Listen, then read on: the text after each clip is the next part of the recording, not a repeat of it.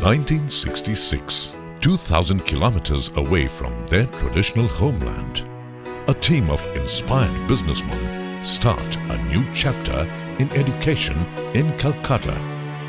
When the hard-working community of entrepreneurs felt the need to preserve their linguistic and cultural heritage, the Bhawanipur Education Society College was founded under the aegis of the Bhawanipur Gujarati Education Society, affiliated to the University of Calcutta.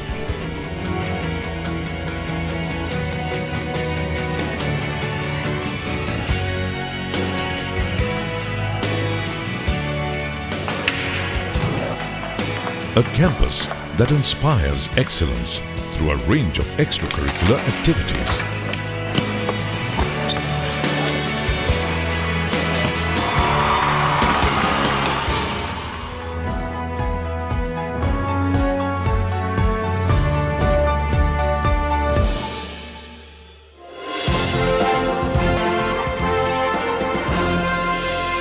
The Bhawanipur Education Society College is proud to reveal the Bhawanipur way of life, learning for leadership and liberal values.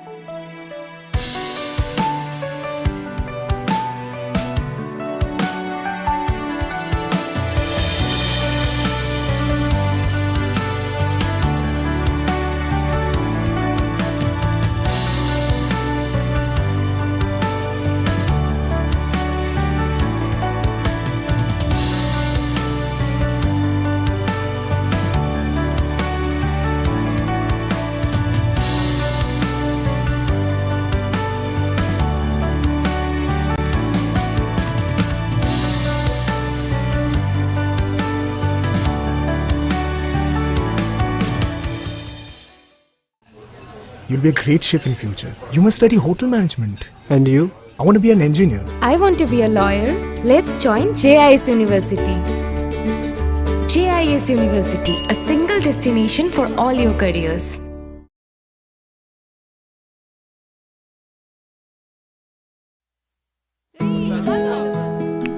আমি travel blogger হতে চাই।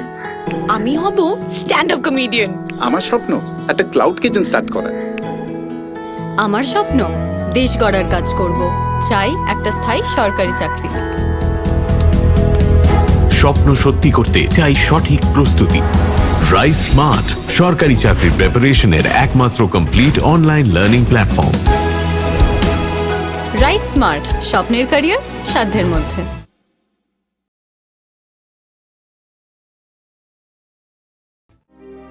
It all started in the year 1920 when some eminent industrialists of Kolkata founded the Marwari Balika Vidyalaya.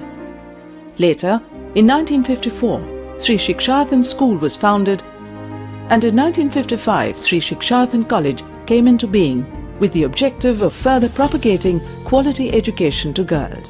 All these institutions have continued to excel under the management of the Shikshathan Foundation. The year was 1920 when some of my forefathers thought that female education needed to be propagated much more actively than was the custom in those days. The latest addition to our bouquet of institutions has been the Calcutta Business School, which was started a few years ago. Calcutta Business School offers an AICTE approved, autonomous, 2-year full-time residential program on postgraduate diploma in management. Dear students, at Calcutta Business School, apart from the regular PGDM program where we specialize in operations, finance, marketing, HR and data analytics, we have added family business to it. We are also having another program for working individuals with 5 years of experience who would like to enhance their career. This is an 18-month course, AICTE approved. If excelling is your essence, then you are welcome to Calcutta Business School. Center of Excellence, centered on excellence.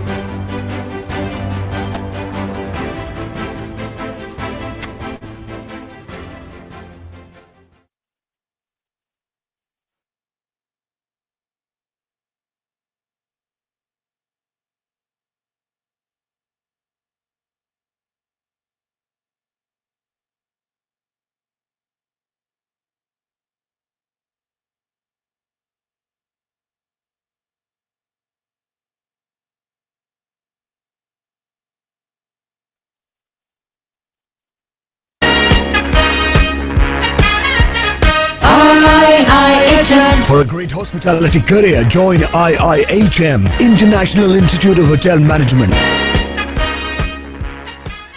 The International Institute of Hotel Management, IIHM, is a premier chain of hospitality and culinary arts training colleges in India. Present across 10 campuses in India and the world, we provide modern and advanced infrastructure and training facilities at par with leading hospitality institutions of the world. The IIHM Global Campus, located at Kolkata's IT Hub, is a state-of-the-art campus where over 50 countries of the world are connected digitally.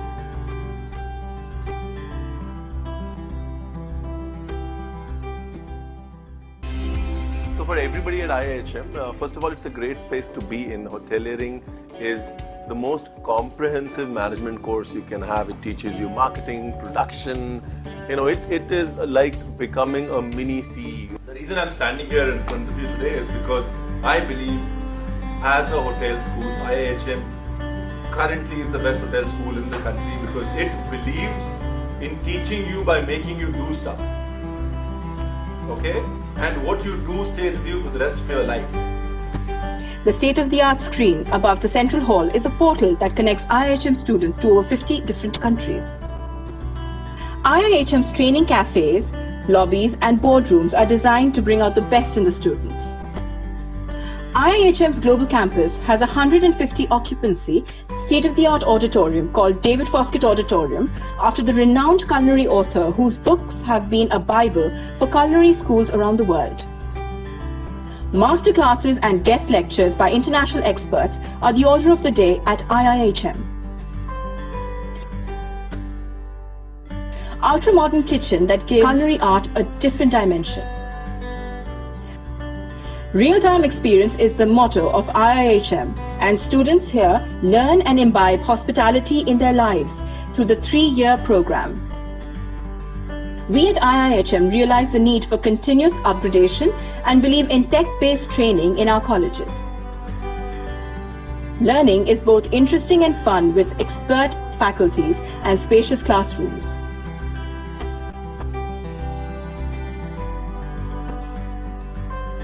Students at IIHM learn hospitality through practical experience and international exposure. And at the end of 3 years, they dare to do their dreams. This is the one. For a great hospitality career, call 98310 50,000. Good evening and welcome to the Bengal Chamber 4th Annual Education Conclave, the 360-degree perspectives of education. Last year, we had conducted the conclave on the national education policy, and it was a huge success. Owing to the pandemic, we have been conducting the conclave over digital platform for the last 2 years. Education industry today has undergone an immense transformation.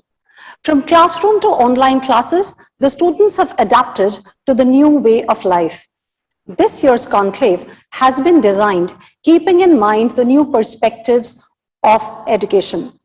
We have stalwarts from the education fraternity today who will take us through the new perspectives. May I now welcome the President of the Bengal Chamber, Mr. Deb A. Mukherjee, to deliver his welcome address. Over to you, sir. Thank you. Thank you very much, Sharnali. You have made my task a bit easier. You have already welcomed all of us, and you have set the perspective.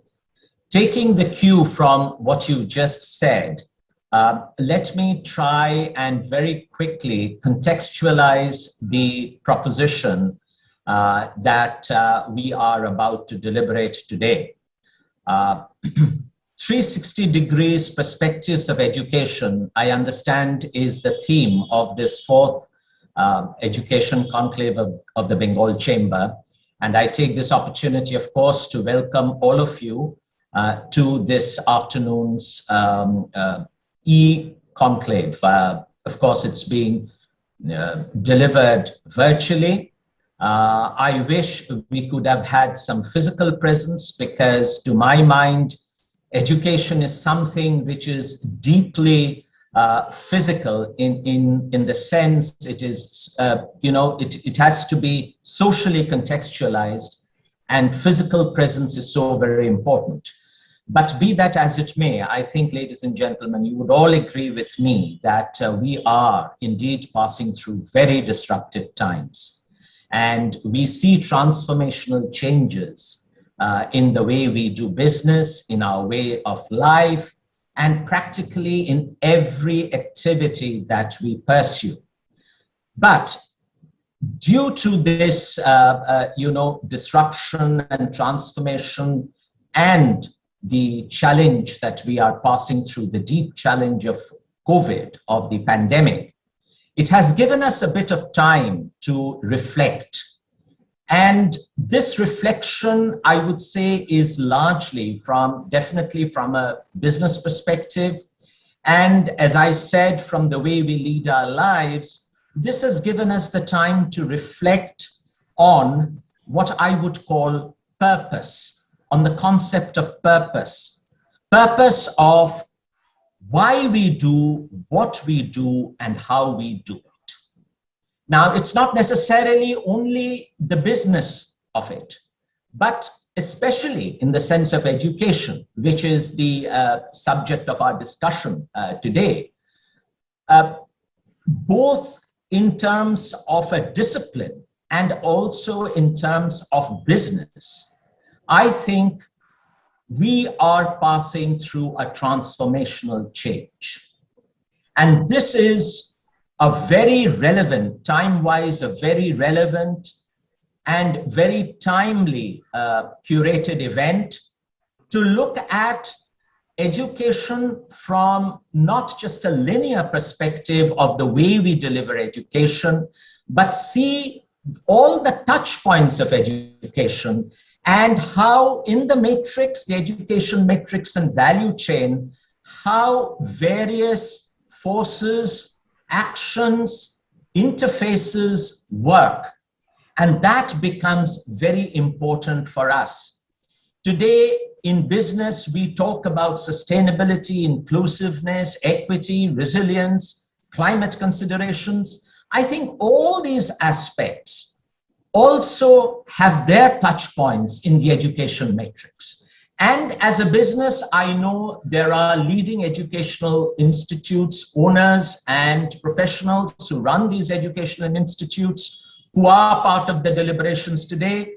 For them, I think it becomes very relevant to address and understand all these aspects and how they impact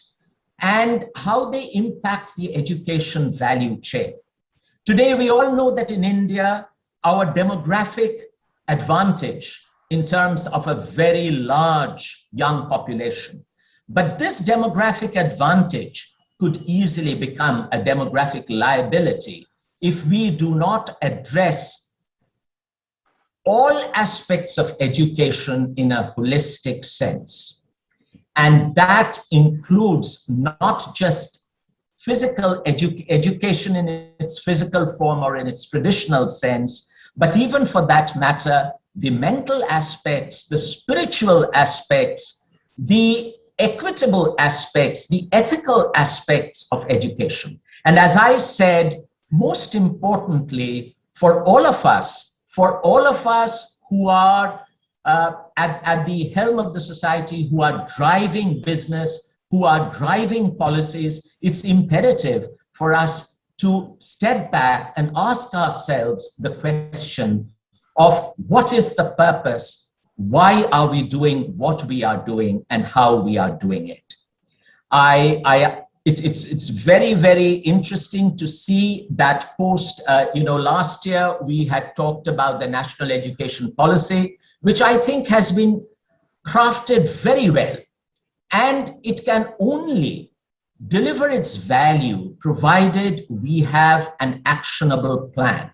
So a policy is as good as the action that you see on the ground. So the policy needs to dovetail with the ground activity. And that is what we are going to address today. We have a set of experts who are going to talk about all these aspects and look at the different perspectives of education. And what I would urge them to do is to see not only our, in terms of our education policy, but look at the global practices, look at address the fundamental issues that we need to address to see how quality education can be delivered both as a discipline and also from a business perspective. I wish the conclave every success and look forward to a very invigorating and value-driven discussion this afternoon. Thank you very much and enjoy yourselves. Thank you very much, sir. May I now welcome Mr. Shotom Roy Chaudhary, Chairman, Education Committee, the Bengal Chamber of Commerce and Industry, and Managing Director, Techno India Group, to deliver his address. Over to you, sir. Sonali, please. Yes, sir. You're audible, sir. Please unmute my video, please. Sorry, sir? Yeah, unmute my video. The video? Video.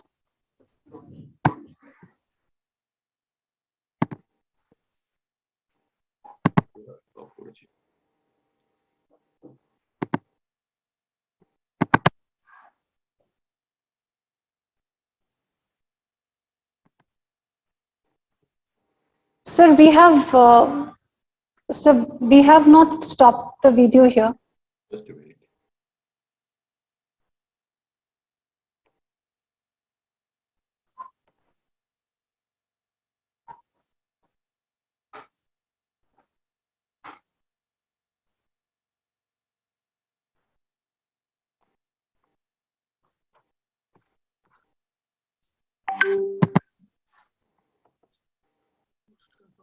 So you're facing some issues with the video? Yeah, just I think co-host is showing that co-host. We are trying to switch on your video from here, sir.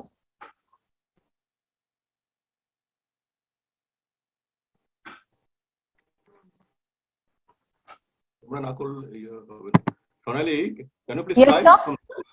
Can you please try from there? I think my video is just off from the co-host. No, sir. I have made you the co-host also just now. Okay. We are asking you to start the video. You're getting a prompt there, sir. You know.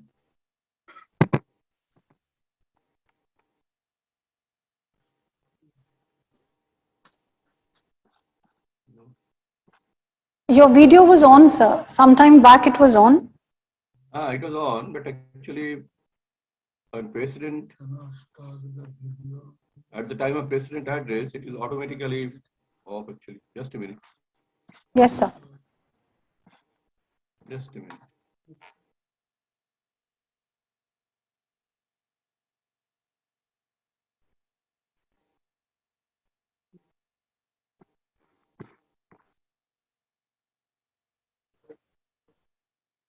Kindly bear with us for some time. Sir has joined from abroad. So there's some issue with the network, probably. The video is not switching on for some reason.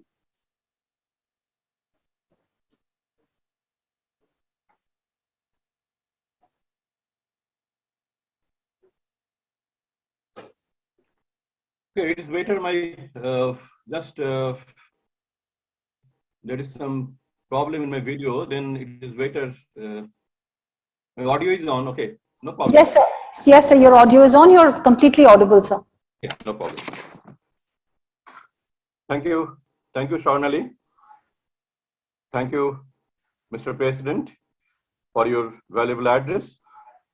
And a very good evening to all the distinguished guests, the speakers, and all the participants all over the world. I extend a very warm welcome to everyone who has joined this educational conclave organized by the Education Committee of the Bengal Chamber of Commerce and Industry. And you all know this is a signature program of Bengal Chamber of Commerce and Industry. And since last 4 years, we are organizing this educational conclave. It is a platform where top educators, academicians, researchers, innovators, scientists, and industry leaders gather to share their thoughts perspectives, and vision to help evolve a world-class ecosystem. No wonder the Conclave has emerged as one of the most awaited conferences for all those who are several, intelligent, and forward-looking. Today's Conclave is dedicated to technology in education. Technology is something which has the unlimited power to transform how people learn. As new technologies are evolving, it is the need of the hour to help equip everyone with the skills and abilities to capitalize one of the new technologies for our better lives. With the prevailing pandemic continuing to disrupt teaching, learning, and research activities on campuses across the country and beyond, it is an imperative to develop a model that will be win-win for all of us. One of the most positive upshots of the COVID-19 pandemic is the speed which hundreds of millions of students have been integrated to online education. Over the course of this evening, we will deliberate on how 21st century technologies such as artificial intelligence and big data are playing big roles in bridging education gaps between all over. I feel classroom teaching must return immediately. And all we need is perfect integration, and if that happens, we can work wonders. While we are talking about technology-aided and technology-driven, high-quality inclusive education, we must not forget that for a vast multitude of the learners in India, technology is a luxury they cannot really afford. According to a study conducted by different agencies, the pandemic has led to complete disconnect from education for the vast majority of children. Very alarming is the widespread phenomenon of forgetting by students of learning from the previous class. This is regression in their curricular learning, and it is very alarming also. More than 1.5 billion school children worldwide has dropped out. It is also very alarming. It has been more than one and a half years, and India has witnessed, not only India, all over the world, witnessed two deadly waves of the COVID-19 virus. The once bustling schools and colleges, campuses of the pre-pandemic era are now completely empty. And we all are waiting for the students to come back to their classroom. So it is not just loss of learning or forgetting what they learned in their previous classes. It is loss of completely childhood. It is a very alarming situation. The most affected due to this are the students of primary classes. Most of the students who study in government schools belong to rural areas. Online classes could not do much to aid the learning of these children. And in urban area, these difficulties is slightly different because students, around 25% students, they are having internet connectivity. They are having one laptop or one desktop or one mobile in their hand. But in rural areas, it is very difficult. For the economically disadvantaged millions, internet connectivity or at least a mobile phone is luxury they cannot afford. And as a result, a large majority are finding themselves virtually out of the mainstreams.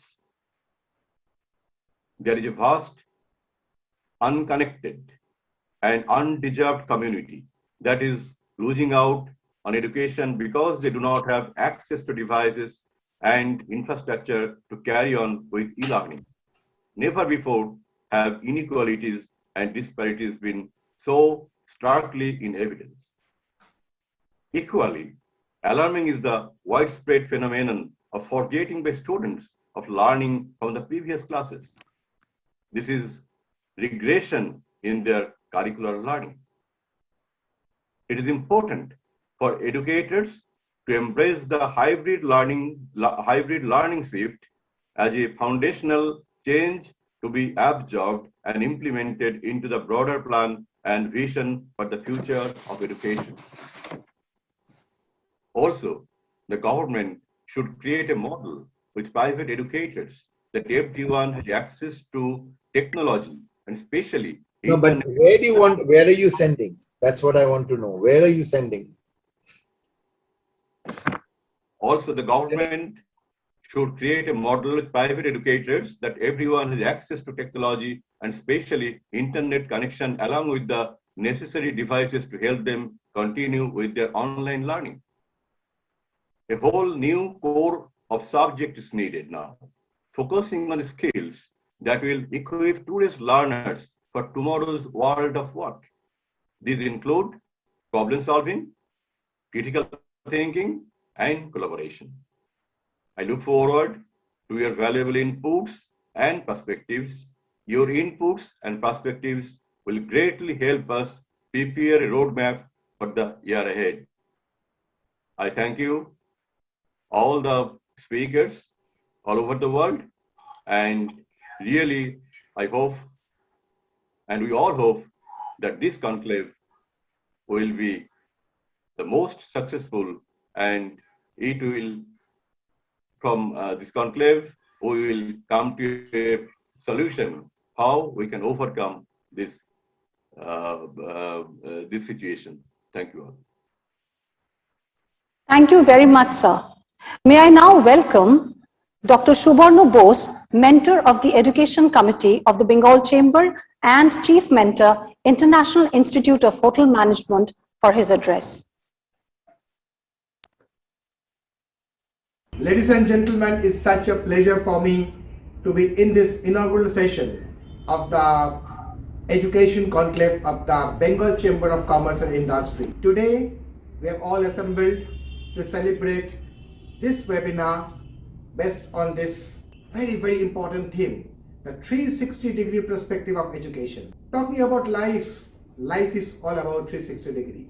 So why not education? So based on that, I think post-pandemic, and of course, as we are right now also going through the pandemic, the education system, not just in India, but worldwide, is going absolutely 360-degree. Today, we are going to discuss, debate, and talk and listen from some of the best brains in the education sector across the country, across the world, and I'm sure that this annual conclave would be very, very special. We are now into a technology dependent as far as education is concerned. Technology is and will play a very vital role. So in the previous days, it used to be classroom and practicals, but now it's classroom, practicals, online lessons, master classes. Even our technology is come for internship. Robotics is playing a big role. The examinations and assessments are now all done with the help of technology. The proctored online examination, as we all know. So the entire education system, the delivery, the execution, the teaching strategies, the learning strategies are evolving into a new system which is very much 360-degree. And I'm sure that today's annual conclave will actually put a lot of light and a lot of doubts, lot of cloudiness that we have got about the 360-degree and its implementation will be cleared today, because we have today some of the best people speaking right from the beginning till the end. So on behalf of the Bengal Chamber of Commerce and Industry, let me congratulate the entire team at the BCC&I, and of course congratulate the committee members led by a very, very competent Sri Shattam Rai Chaudhary. They have done a tremendous job by organizing this education conclave in very, very difficult time. And I, on behalf of the committee, as a mentor of the committee, would definitely contribute anything which is asked for. So all the very best for all of us as we go ahead for an absolutely exciting day of very, very interesting discussion. Thank you very much and see you all. Don't leave because it's going to be one real interesting day of discussion. Thank you so much. Namaskar. Thank you very much, sir. May I now welcome Mr. Simarpreet Singh, Co-Chairperson of the Education Committee of the Bengal Chamber and Director, JIS Group, to address his speech here. Thank you. A very good afternoon to all. On behalf of Mr. Satyam Rai Chaudhary, Chairman of the prestigious Education Committee of the Bengal Chamber of Commerce and Industry, I welcome all of you once again for our prestigious annual event. I'm sure we all are waiting to hear from the eminent speakers that we have today. Before that, I'll just have a few words of my own. Technology, a lot of points have been said about technology being important in the post-pandemic period for education sector. I agree 100%, but we should not forget the good portion of the pre-pandemic era as well. So that was the thing that created a base for us right now. And we also should ponder about the fact that what happens to those students who have been sitting at home since the last 2 years, what can be done for them? And these are some of the points that we should deliberate on also as well. And apart from that, Dr. Mukherjee, our president of the Bengal Chamber, like rightfully said about the mental health, the fact that our demographic analysis, the population can also be a liability if you're not channeled in the right way. So here, I think education plays a very important role. And without taking much of your time, I would like to hear, as a student myself, from the eminent personality that we have today for our session. Thank you so much.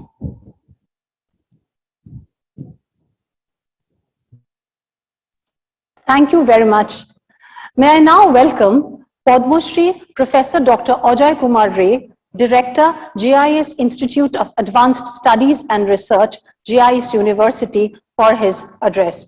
Over to you, sir. Thank you. A very good afternoon to all the members of BCC&I and all the participants of this very important conclave, that is Education 360 degree, where the participants, the speakers will throw light on the diverse issues of education today. I heard that, okay, a lot of things have already been deliberated upon. Let me just look at the whole thing from a slightly different perspective. That is about, the education as such in India. In 1947, when we got our freedom, we had only 17 universities, imagine, and only 636 colleges. The total enrollment was 238,000 students. So this was just nothing. And that was in 1947. The total number of schools were 5,297. Imagine, only 5,300 schools, secondary schools. And enrollment, it was too paltry, 8,70,000 students in a country where we had almost, 36, 37 crores of people. And there were, however, a large number of primary schools. So when we got our independence, 1,72,000 primary school. That means almost, one out of maybe that 10 used to go to the school, 10 to 15%. Today, in 2020, the situation has drastically changed. Today, we have 54 central universities, 411 state universities, and total 875 universities. Imagine we started with 17. Today, from 36 crores, our population is almost 136 crores. And in this, during this, almost, 73 years of our independence, we have got 875 universities. Beyond the others, like say, we have today 23 IITs. And till 90s, we had only 5 IITs, and today we have got 23 IITs, 7 ISARs, 31 NITs in almost all the states, triple ITs 23, AIMS we have today 15 AIMS, All India Institute of Medical Science. And we have, the situation today is almost 30% of our total youth population. They are in the age group of 18 to 20. So this is a very serious issue. And we have to, number one, make an arrangement so that all of them, they get the facilities to study. As we can see that with almost 12 crores of young Indians who are going to join shortly in our entire spectrum, how do you provide education to them? We have got a term GER, gross enrollment ratio. In all the education committee meetings in Delhi during the last almost 10 years, every year, starting with say 2010, every year I used to find that GER, that is the gross enrollment ratio, the education ministry, they were claiming that it's increasing. Yet we are simply nowhere compared to many other states, like say the Scandinavian countries, or even many other countries in the West. So we have to take care of this particular issue. But these are only one side, that is the quantitative side. Let's see, when we talk about, 360 degree of education, the equally important thing is not just the degree, not just how many students are coming out, but then the basic thing, that is what is the quality of education we are imparting, what is the quality of students who are coming out from the institutes, engineering institutes, schools and colleges and universities. And I'm sure that there's a lot to give a thought to it. One of the things, after more than 40 years of my teaching experience in IITs, in IST Shibpur, and now in JIS, now I feel one thing, that is the country definitely needs to give, more importance, and much more importance that we have been giving in ensuring that our students who are coming out of the institutes, they not only get a piece of paper called the certificate, but then it should be something so that they can control, they can, tackle the huge challenges which are coming ahead of us. The challenges in terms of, as we are already, we are envisioning, one of the challenges is in the area of energy, environment, healthcare, transportation, ecology, and there are so many other things. And in each of these areas, we need very bright minds to solve the problems. The major problem today in not only India, but then throughout the world, is we have to relook into the way education was being given to the institutes all these years. Gradually, I'm getting a feeling that we need to really give a rethought to it, a rethinking on it. And what is that? One of the things is, the students today, I think across the country, starting from IITs to even, many of the general colleges, everywhere, one of the common things that the teachers say is that the students, they do not ask questions to the teachers. Or on the other side, even in the school level education, and also it continues to the college level education, the students in many cases, they are discouraged to ask questions. This is one very fundamental thing which has not been addressed by anyone, and it needs to be addressed.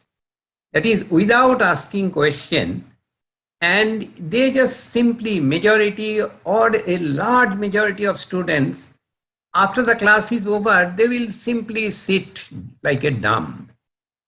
And this is one of the things which really creates a situation when the students, they are not properly skilled enough. As Professor Shottam Rai Choudhury was mentioning, that skilling is very important. So they are not skilled enough to really tackle the challenges, because the challenges will not be the same. As you can see that we had so many bacteria, virus, and now with COVID, situation has come to a stage where the scientists are yet to get a real understanding of what this virus is all about. Because the kind of, the mutations that it is undergoing every moment is becoming very difficult. So similarly, majority of the problems will be very difficult problems to solve. And we have to create the manpower, our students, who will be in charge of everything. It's not only from scientific and technological area, it's in the political, in the social, and almost in all the phases of our human endeavor. I once again thank the Bengal Chamber of Commerce for inviting me. And more importantly, I thank all of you for, for really organizing this conclave of such a very important, since there is not much time, I have already taken more time, but then maybe that how this can be ensured should be the topic of discussion. Because, generally we have already entered the digital era, and we will be continuing to have more, in the digital domain. And days are coming not very far off when even in the online mode we'll be able to show them the experiments. But then these are only one part of the whole game. The major thing is how to create an innovative mind. An innovative mind which will be understanding that for solution of the problems, we need to have an completely interdisciplinary approach. And for solution of the problems, we need to have a nonlinear thinking, which is different from the linear thinking in which we were accustomed to so far. So situations are really very critical, and the institutes, they need to have much, much more interaction with the industry. This is another important thing that we never did. That is, the academicians, they had traditionally been quite away from the industries, and industries people, they had their own, production schedule. They were also they were not very much liking. The two must come forward, and BCC&I is one of the very important forums which can ensure that how it's just, discussions are going on for the last 30 years. We have been talking on this. That is the industry academic, interaction, how to increase that. But still it has not been done to that extent. I'm sure that BCC&I may take a very leading role in this area as well. I wish each one of you, the organizers, the participants, very well in your endeavor. And I'm sure that the country will see very, very bright days, because we have to be the country to which the whole world will be looking into. Thank you very much. Thank you very much, sir.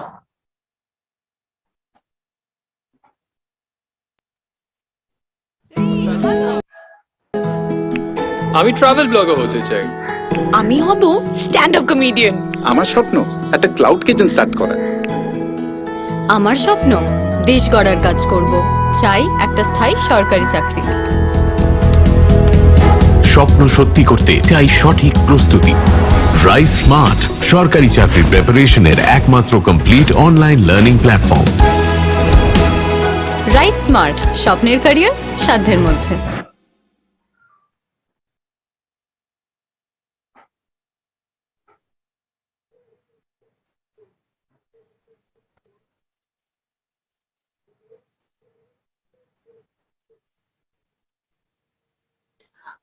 Our first session for today is Technology in Education, Staying Relevant in Times of Technology. The panelists are Mr. Anindo Ghosh. Mr. Anindo Ghosh is a chemical engineer and MBA from IIM Kolkata. He has 24 years of overall global experience across areas of cognitive science, analytics, data platforms, quantitative research, digital and process excellence. He is the co-author of the book, Workforce Planning and Analytics, in collaboration with IIM Ranchi and NHRD. Mr. Ghosh is working on bringing AI, AA, and digital transformation in schools. He is the mentor of change for the Atal Tinkering Labs program of Niti Aayog and has also delivered keynote address to the principals of CBSE schools across India to help bring AI into curricula. The next panelist today is Mr. Gautam Banerjee.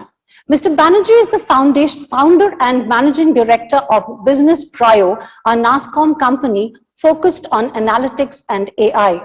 He is a BITS Pilani alumnus with leadership experience in service sectors of emerging markets. Mr. Banerjee is also a writer, mentor, and teacher with multiple patents in AI and data science. He is a recipient of Leadership Award and President's Award at Fidelity. He is also a recipient of Best of Best Award at International Project Management Leadership Conference, Orlando, US, for authoring white paper on UCP-based software estimation. The third panelist for today is Mr. Chandon Mojumdar, who is a professional accountant by education with deep experience in finance, marketing, sales, and operations. He has been part of the ABP group for over 2 decades and held leadership roles since 2004.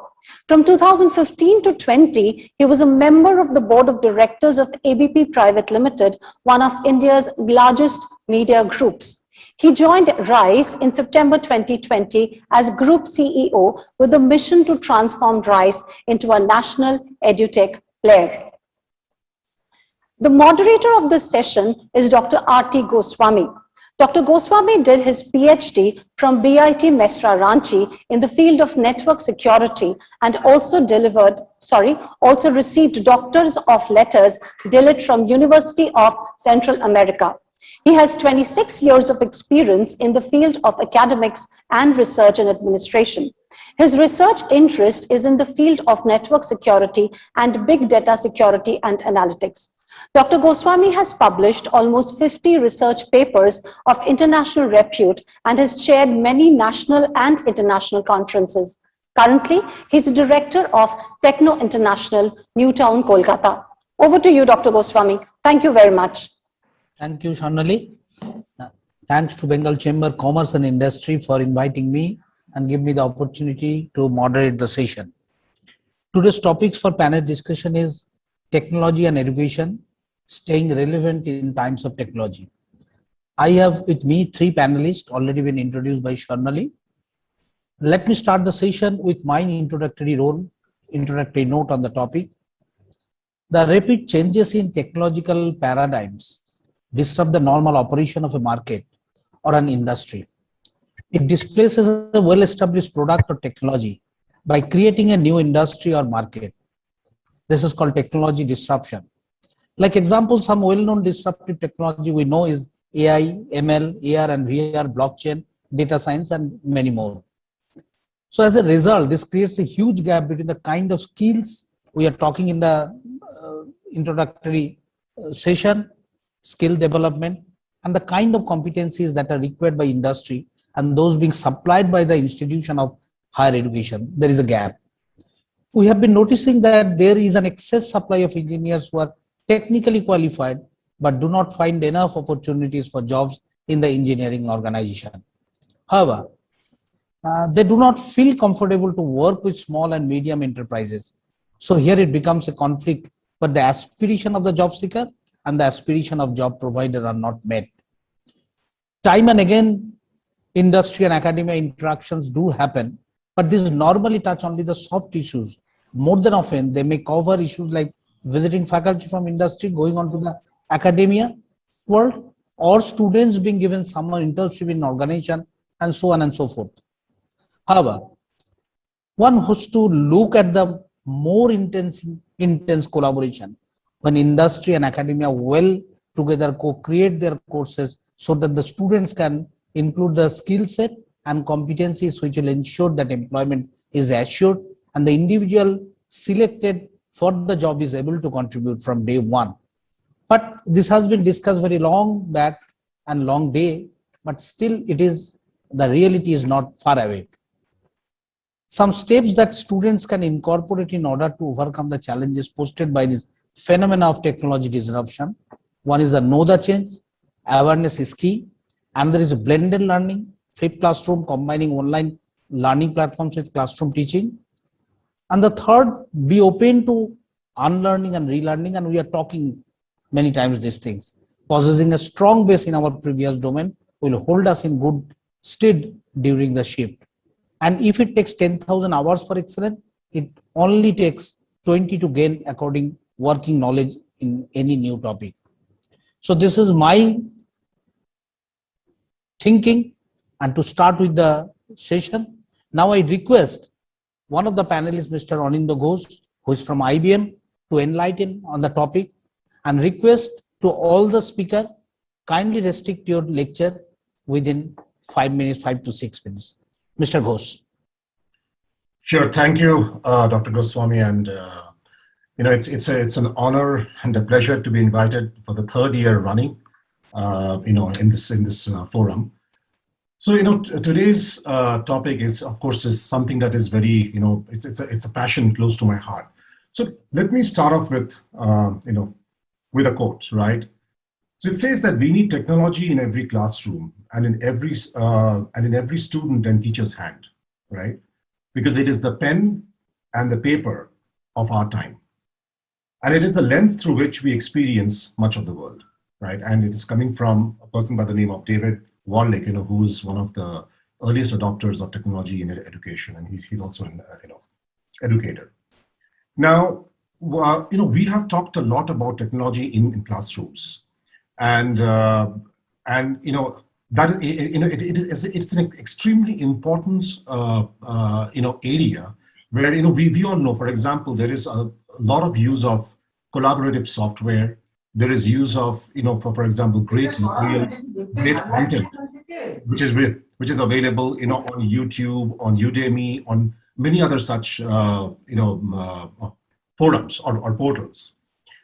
Also, there is another use of technology that is coming up very lately. I just wanted to bring it up. Interesting is the use of virtual reality. In fact, some of the schools, I'm from Bangalore, and in fact, what I'm seeing is some of the schools are actually exploring, can we use virtual reality as a technology to impart immersive education to students so that it becomes lively, encouraging, and exciting. Yeah. So the possibilities are endless, and in fact, one of the outcomes of technology in education is also adaptive learning, because as many of us know that, for example, Byju's, right, as they teach their course material, the questions that they pose or the complexity of the material which is going to come next depends on how well the student is able to receive the material or the content which he or she has already been through earlier, right? So there is an evaluation at every step of the way, and the content is kind of adapted. So there's a lot. Adaptive learning. Then there is, as I said, the use of virtual reality, use of collaborative software, easy access to to very high quality content. But that is one part of it, right? From the point of view of technology in education. What I also wanted to bring up today is that there is a much larger thing at play. Whenever we talk about technology, right, it disrupts an entire industry. And in this context, if I just for a moment look at education as a field or an industry, right? For example, Uber. Uber has really democratized, for example, the transportation industry. Similarly, if we look at education, technology can actually help the Uberization of education. So what do I mean by that? So there is a concept of a marketplace, right? And there are concept of business and technology platforms. So a marketplace, as we all know, is where the multiple players in any industry come together. In this case, the students, parents, teachers, government bodies, and everybody. If we can bring them together in one common marketplace, that is the best possible leverage of technology. And as we all know, use of different types of technology, could be blockchain, could be virtual reality, could be AI, ML, multiple things, right? As you bring them together, you can reap the maximum benefits. So one of the things about this marketplace is, for example, you've got, you can actually bring in educational counseling, leveraging AI and ML, right? So using artificial intelligence and machine learning, you can build these softwares which can actually provide you with the ranking of your educational choices as you move through life. That could be one. But the biggest thing that technology allows, and especially in this platform play, is what I call as the interconnectedness. This is a very, very important term. So let's come back to this. In education, for me to be able to get connected to a wider community of learners, right, to the community of corporate professionals is extremely important, because I can have some of the educational counseling softwares with me or the buddies with me. I can have adaptive learning or content with me. But what I really need as days go by in today's day and age is I want to be connected with a similar community which is facing similar kind of challenges. What are they doing, in that particular, particular case? Can technology help me get connected with, let's say, a learner who is, say, I'm sitting in Bangalore, but get connected to somebody who's maybe in another country, and there are commonalities, right, in the challenges that we face, and can we learn from each other? That is one. Second, can technology also help me get connected with the industry, right? So Professor Ajoy Roy, right, I mean, he kind of talked about industry and academia. They need to come together. We have really not done much in that space. Things are happening, but there is a lot more to be done.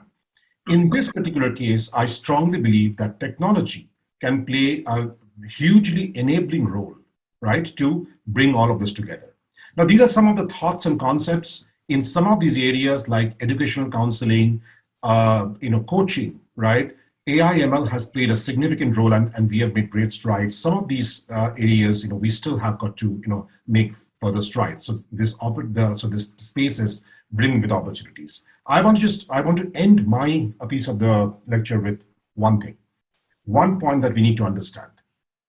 It says that technology will never replace great teachers.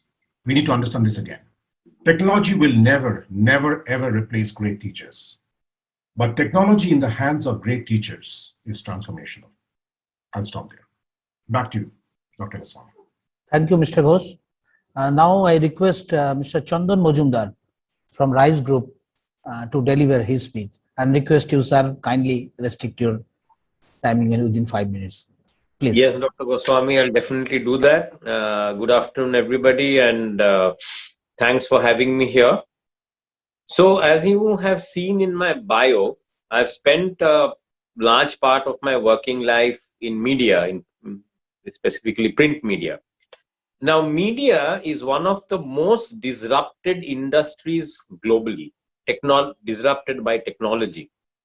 In the BCG made this technology disruption vortex about 4 or 5 years back. And I think media was one of the industries which were in the inner circle, which means the most disrupted. Also, retail was there. Now, in media, I've seen people really scrambling to reinvent themselves, do new stuff. Some have succeeded, some have not, etc., etc. I have just moved into a new industry, education, been about a year now. And I find here that that technology is beginning to play a massive role, but technology is beginning to play a role of aiding and expanding education or transforming education, as Mr. Ghosh put it. And it's an extremely positive role. Education institutes and educators today have an opportunity that they never had before to reach out to far more people than they could reach out before, to democratize education completely. And I'll give you an example of that. Many of you may be knowing RISE. We are in the government test prep business for the last 3.5, almost 4 decades. We launched our product recently, which is RISE Smart, which is the EdTech product. 2 things happened in the last 2 months, and I've seen this launched about middle of July. So 2 things happened. One, because of the scale that online education can bring in, just give me a moment.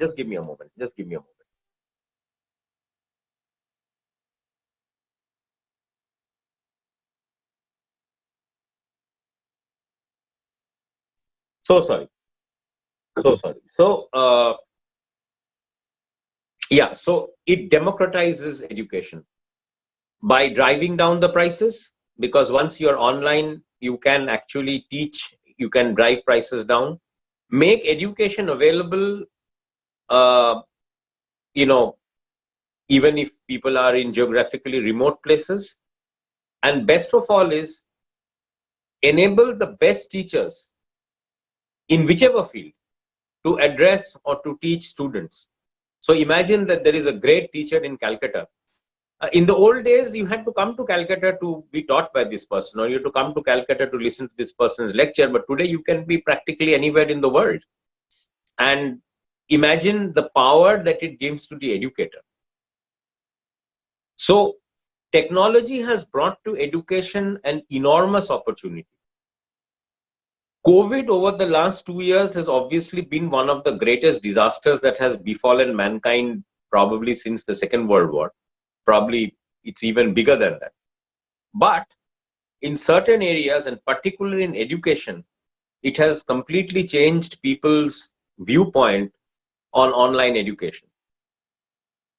If you look at online education pre-pandemic, and if you look at online education today, you will find it's a complete 360-degree change.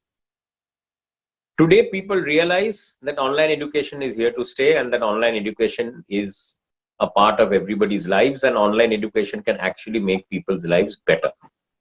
The other thing, and I'll just I love the fact that you mentioned that if you use the word. Sorry? Hello? No, you continue. There was some other noise comes in. Okay, please. Fair enough. So, and the other thing that I would like to touch upon, and Mr. Ghosh did finish his speech on that note. EdTech is far more about ed than tech. And that is, I think, what all of us have to understand. It is education. Technology is just a platform. Those educational institutes will be successful and will be able to give high quality education are those which will be able to get the best teachers, give them the technology, train them to use the technology, and allow these educators to educate far more people than they have been till now. So I'll finish my speech with that, and just saying this one more time, that technology has given education a huge opportunity to transform itself. And I do hope that education at all spheres, from a toddler to somebody seeking a job and doing higher studies, education will take technology and transform itself. Thank you. Thank you very much. Now I request Mr. Gautam Banerjee, President of Data Science Foundation, please proceed with your lecture. Thank you, Dr. Gosam.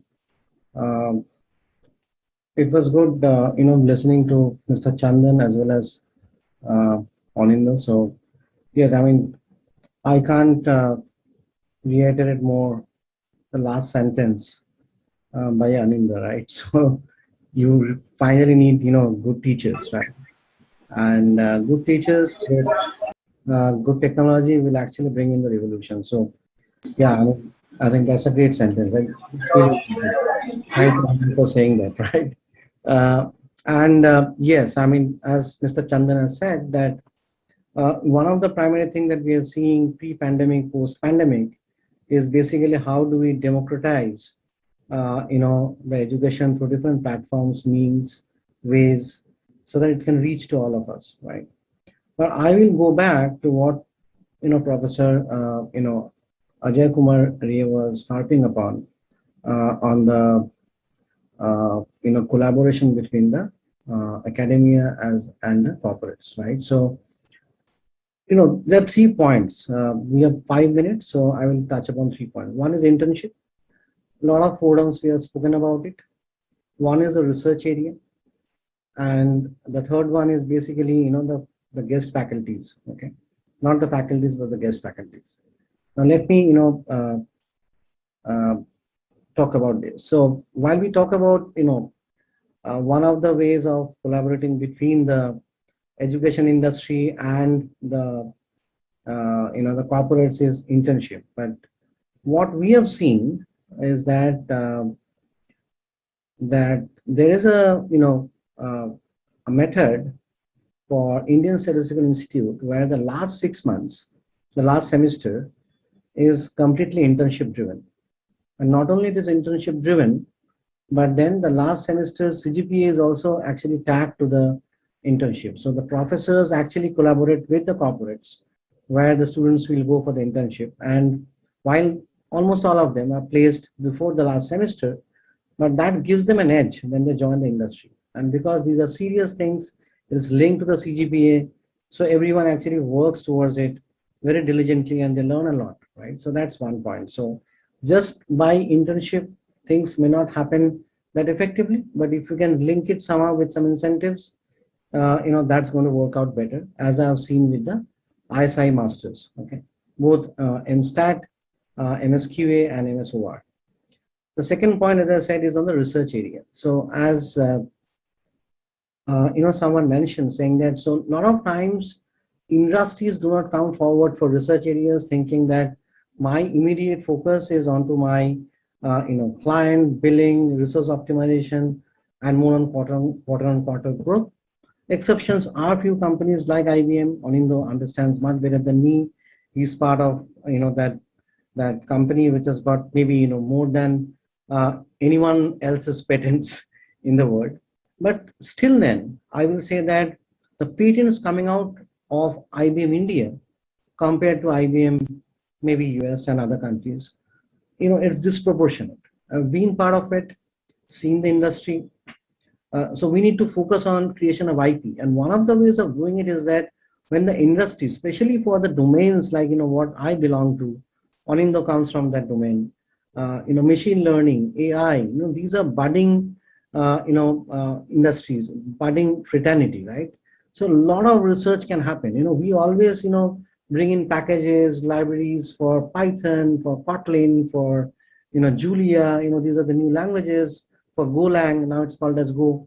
But then mostly you will see that these packages are from European countries or US. Why? Why can't we build it? Why we'll have to always use, the packages out from there? So I think instead of doing independent research by the PhDs in academics, there can be a collaboration where the corporate should come forward. The academicians are much, I think now eager to, tie up with corporates. That they should join hands and work on problems where they are stuck. And I think creation of IPs is most important for any country. Otherwise, you have got a BPO which will, today out here, then it goes to Manila, and then from Manila it goes back to Hungary, right?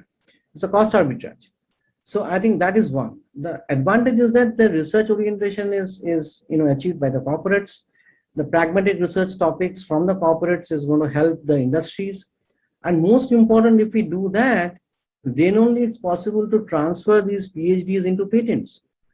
While everyone is doing a PhD, if you talk about so many universities out here, how many patents do we file for each PhD?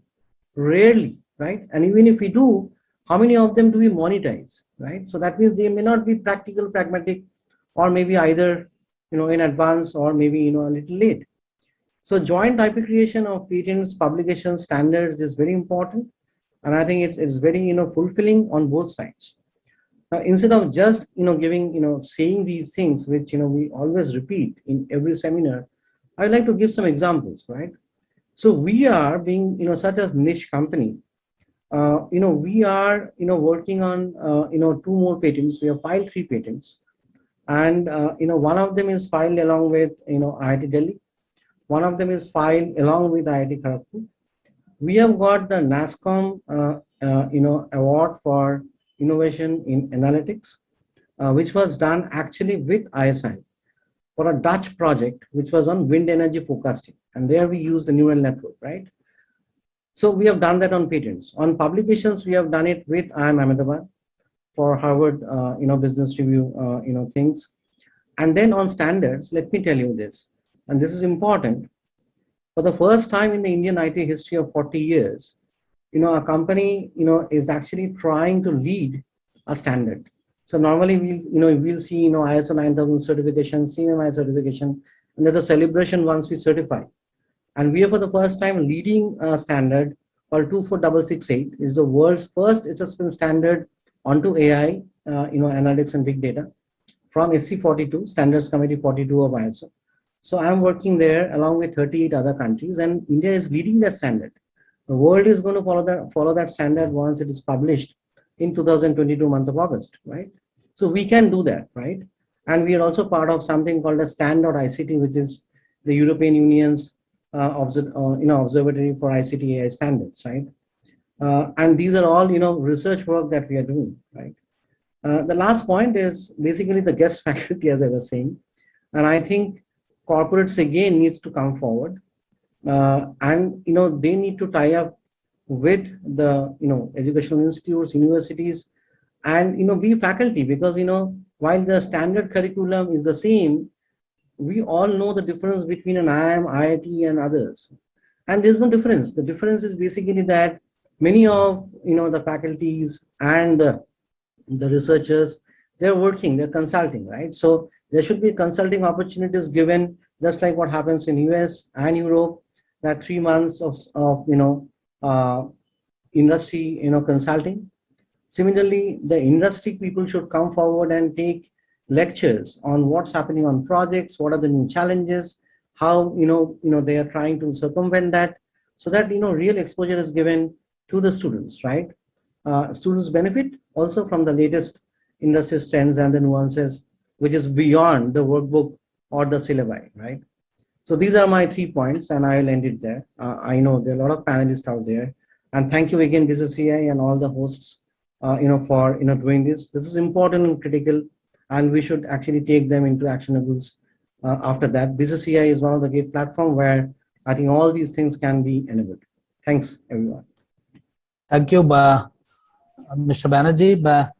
Thanks to all of you. But let me sum up, as the time is very short, because already Professor Shenu is waiting.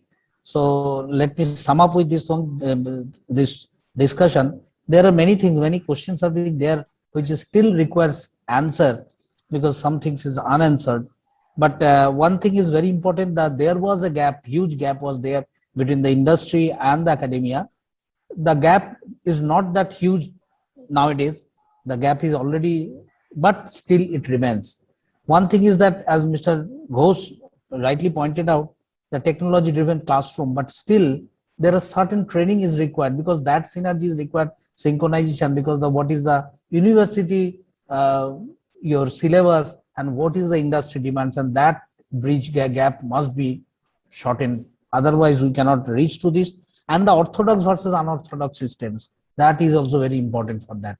Anyway, thanks to once again to all the participants, all the panelists, and thanks to BCCI for inviting us, giving us the opportunity to have this discussion. Thank you. Thank you very much, sir. We are extremely delighted to have Professor Masaharu Seno, who is joining us from Japan. Professor Seno has done his engineering from the Department of Biophysical Engineering, Faculty of Engineering Science, Osaka University, Japan, and thereafter he has done his PhD from the same university. Currently, he is the CSO, member of the Board of Directors, the Laboratory of Natural Food and Medicine Company Limited, Okayama, Japan. Professor Seno is the Dean, Graduate School of Interdisciplinary Science and Engineering in Health Systems, Professor of Nanobiotechnology, Graduate School of Interdisciplinary Science and Engineering in Health Systems, Trustee, Academy of Human Health, Okayama, Japan, Editorial Board Member, Journal for Open and Academic Editor, Journal Medicine. Professor Seno would be giving us an international perspective on the same topic, technology in education, staying relevant in times of technology. Over to you, Professor Seno. Thank you.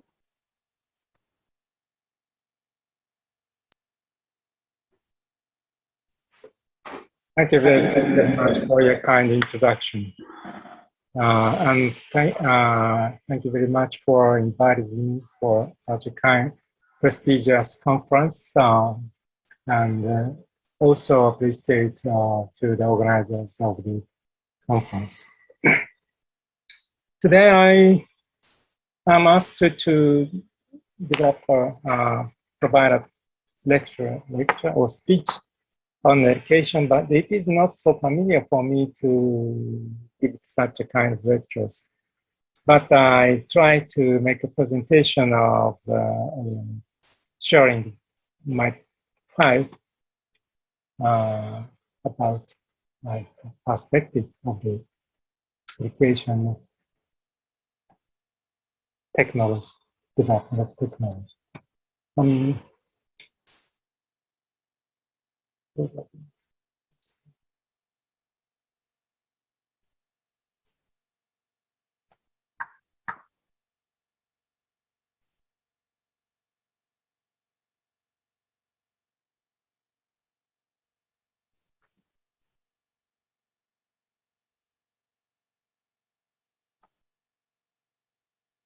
Oh, sorry, this is not.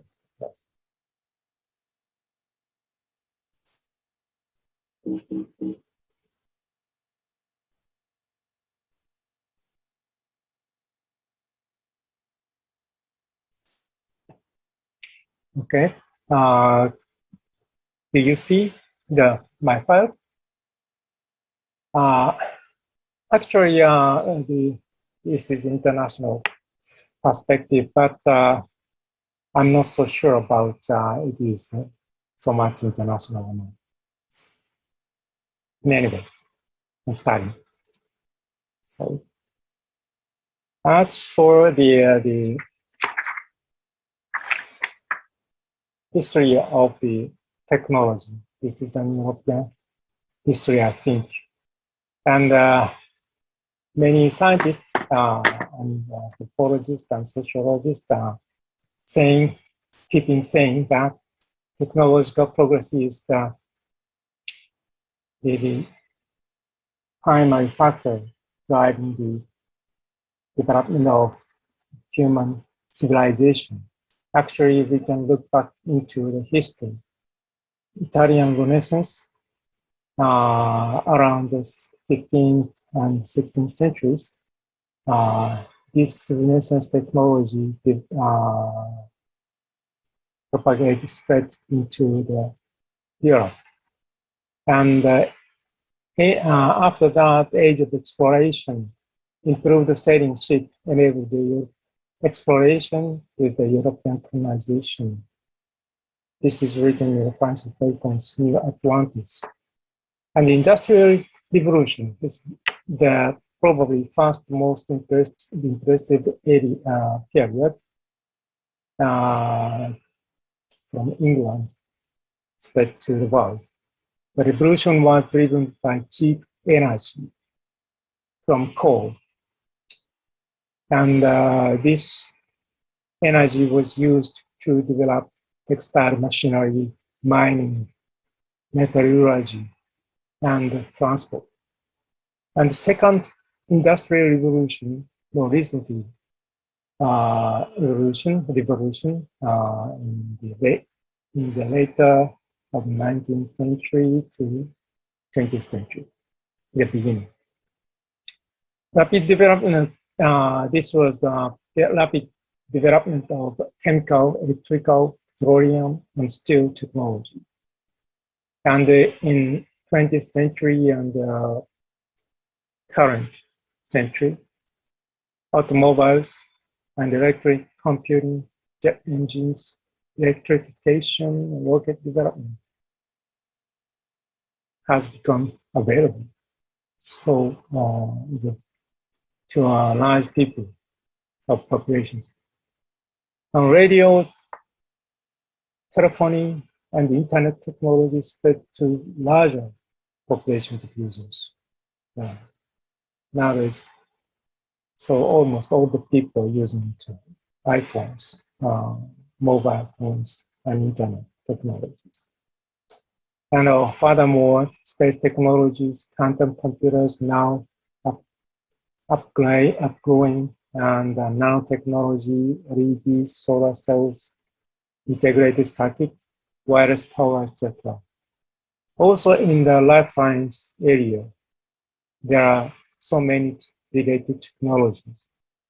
Birth control, test tube baby, and gestational surrogacy pregnancy, pre-implantation genetic diagnosis, gene engineering, recombinant technology, gene therapy, regeneration therapy, drug delivery systems, and so on. But we have to remind that new technology has no sufficiently validated data. And the ethics and the safeness, we cannot completely tell what will happen in the future, good or not. So do we have to wait for a talented person to come to make a new technology sound for the peace and health, etc., for society in the future? Or good education complements this? Yeah, actually, I'd like to say that good education is required. Actually, we can find many technology and innovation in the past. They have positive image, on the other hand, negative image in each case. Actually, in the late of 19th century, nitroglycerin was found, invented, and Nobel improved to dynamite, which was currently used in many situations. And the results, Nobel developed a Nobel Prize in the beginning of 20th century. On the other hand, nuclear fission was found by Otto Hahn and Fritz Strassmann, also in the previous century. And this was passed to the Manhattan Project, which created atomic bomb. An atomic bomb was used in Hiroshima and Nagasaki in the World War II. Actually, it is irony that there were in Manhattan Project there were some Nobel laureates to develop the bomb. Right? Actually, we can find some more technologies in computer technology, mobile phone, databases, and artificial intelligence currently. But on the other hand, there are some computer virus has been developed and hacking into the internet or databases are happening. And gene therapy is developed later in the late of the 20th century, and together with the accidents that became death or something. And then antibody production and cancer treatment greatly developed together with drug delivery system, which we can find in a vaccine development, such as COVID-19. And space development is also on that time. Rocket development and was used for the missile development, as you know. But now space development is, at the moment, many industries are competing. So how we can make these innovations and technologies? Probably problems we can find which should be solved. And to solve these problems, we are analyzing problems and propose solutions. And according to the solutions, we are developing practical methods or materials, and then try to apply novel methods to solve the problem. But new problem will keep coming out. So then we are analyzing these problems and propose solutions and develop methods and apply to novel methods again. And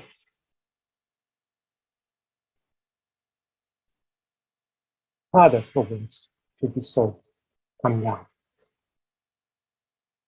So that this will be going on to complete for better improvement, for better technology and innovations. This is our concept of graduate school, of education. And finally, this cycle will lead to the practical improvement and solutions. But what to teach to make innovation and technology? This is a very big question. You know, so many things we can count and nominate: ethics, humanity, culture, religion, and language, logical thinking. This is the basics. This is not a subject in education, but we know that everything is necessary. And on the other hand, arithmetic, mathematics, physics, chemistry, biology, these familiar subjects in each level of education, they are also required for the innovation and technology. And applications and experience also necessary. Experiments, experiences, exercises, imaginations. Imagination will be created from these experiences. So knowledge together with sound inspirations will create the innovations and technology.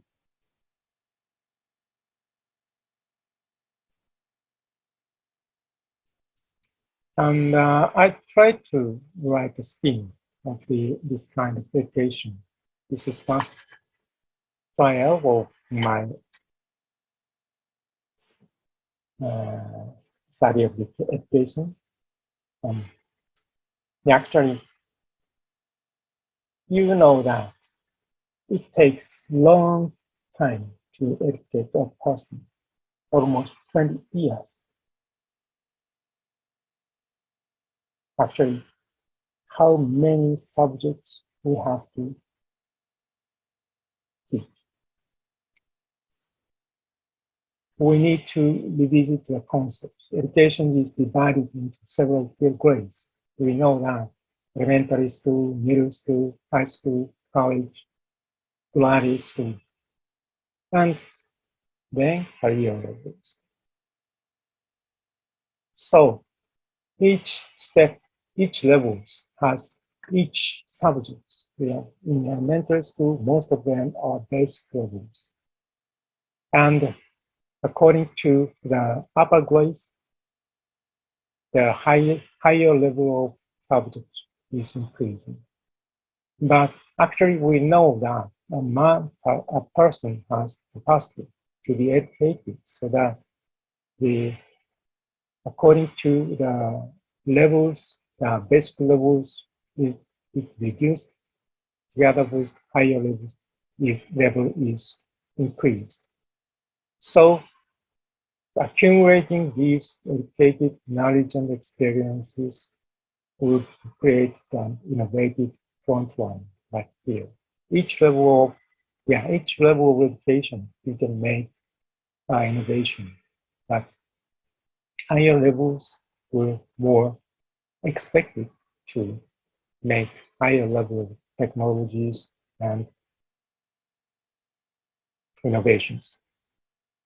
Actually, but we have to know this achievement is not quantitative, qualitative. So what we need to keep in mind is these levels are not separated but sequential. We cannot choose one of them. You have to choose everything. And any change will affect following level of education. If you change middle level, high level will be affected. All of the levels are affected. If so, any faults will result serious problems. If made a mistake in the education, middle in the level, everything will be getting into troubles. And any improvements in better society, if you can make there good educations in each levels, and the improvement made if you can make improvements, this will be a good result. And you will see the results long years later.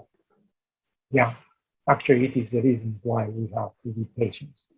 And sometimes you may not be able to see the results. We cannot retry the education twice on the same person. This is the reason why we cannot make any faults.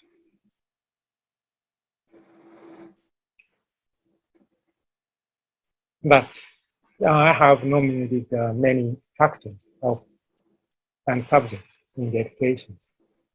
But we cannot teach at one time, so that we are dividing several grades or levels. But should be wide scope, integrating these factors.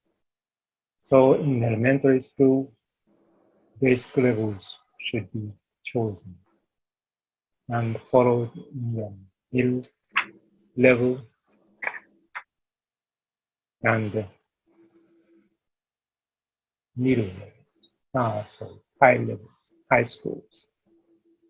And then college level, actually, economics, legality, practice is increasing, but some basic levels are not. But this is also a graduate level.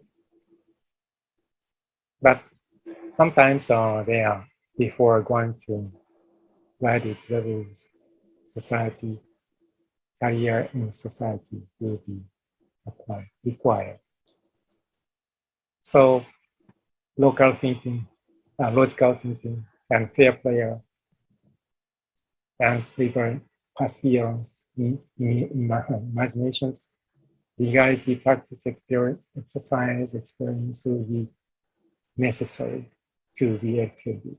And then graduate level, many specific areas of science or interdisciplinary science should be the main course of the graduate education.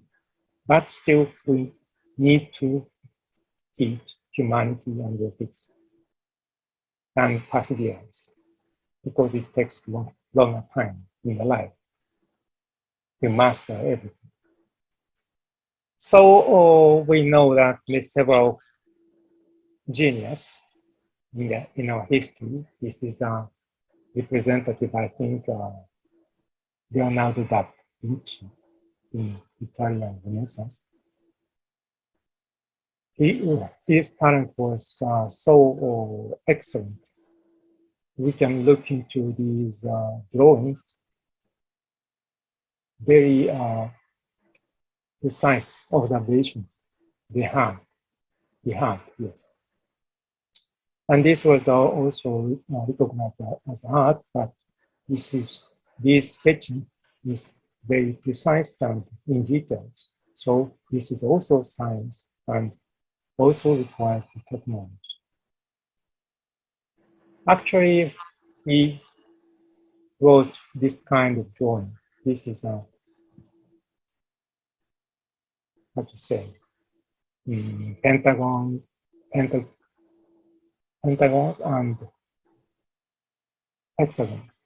This is the combination makes the spheres, and also very similar we can find in current chemistry as far as C60, very famous.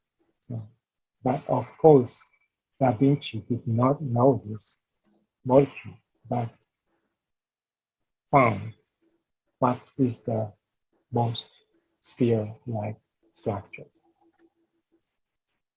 And the inspiration also he had in a sketch of flying machine. And also proportional design of human body according to Vitruvius. It's difficult to pronounce it in Japanese. And actually, also, this is Descartes, also the genius, I think. He was a philosopher, but actually a medical doctor, and well known as a mathematician. His Cartesian coordinates graph was used. His invented X and Y axis. And in philosophy, this literature of passion theory, we can find this kind of drawings. This is sensory, nerve, brain, muscle, body, machine. This is mechanistic working. Of course, there was no AI and machine and computers, but I think this is a kind of concept of systems. So, this is a very short presentation, but it is a note to take home today, I think. Education is the most important project, yes, with the long range and the wide scope. But failure is taboo. We cannot make any failures to educate a person. Do you feel it is difficult? But we cannot escape. We need to try our best. For next generations, of course, we have progenies to be educated. And for sustainable ceaseless development. with goals to be better in every way. Actually, this time, this should be we thought when we are making educations, we are thinking educations, technologies will be, and technologies and innovations will be always based on these concepts, I think. Thank you very much for your kind attention. Thank you very much, sir.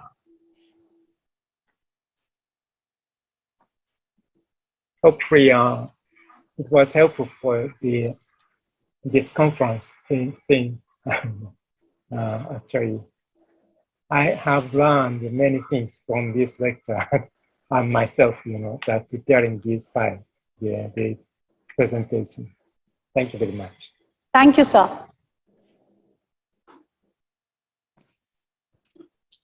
AVP.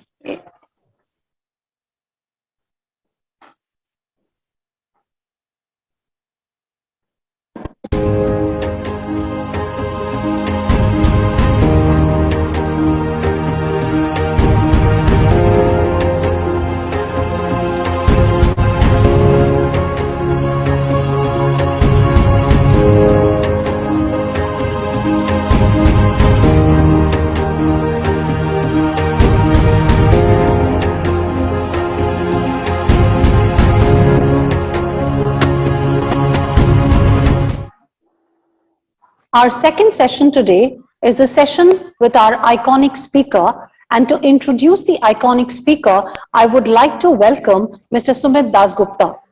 Mr. Dasgupta is a senior editor turned entrepreneur who was with the ABP Group in Calcutta for 24 years. When he decided to take a break from daily deadlines in 2018, Mr. Dasgupta was the deputy editor of The Telegraph and the editor of Metro and T2 and Young Metro.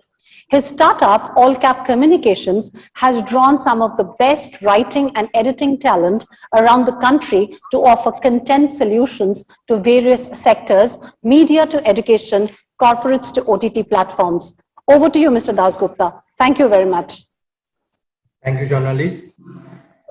We are tight on time, so here is a very short introduction of the iconic speaker for this evening, because otherwise we can say a lot about our iconic speaker for this evening. The basics, just the basics. Professor Rudrangshu Mukherjee is a Chancellor and Professor of History at Ashoka University. He was, of course, the founding Vice Chancellor of Ashoka. Earlier, he was Reader in the History Department of Calcutta University and held visiting appointments at Princeton, Manchester, and University of California, Santa Cruz. Professor Mukherjee has written 5 books on the revolt of 1857, and a 6th book called A Begum and a Rani, Hazrat Mahal and Lakshmi Bai in the 1857 uprising was published in July 2021. His most recent book, published this month in fact, is Tagore and Gandhi, Walking Alone, Walking Together. Apart from being a leader in the field of education, he was also the editor of the editorial pages of the Telegraph newspaper. And so it is my privilege to invite my former senior colleague, Rudrangshu to us all, to deliver the iconic speaker address at the BCC&I's 4th Annual Education Conference. Over to you, Rudrangshu. Thank you, Sumit. It's delightful to have you introduce me. We go back a very long way.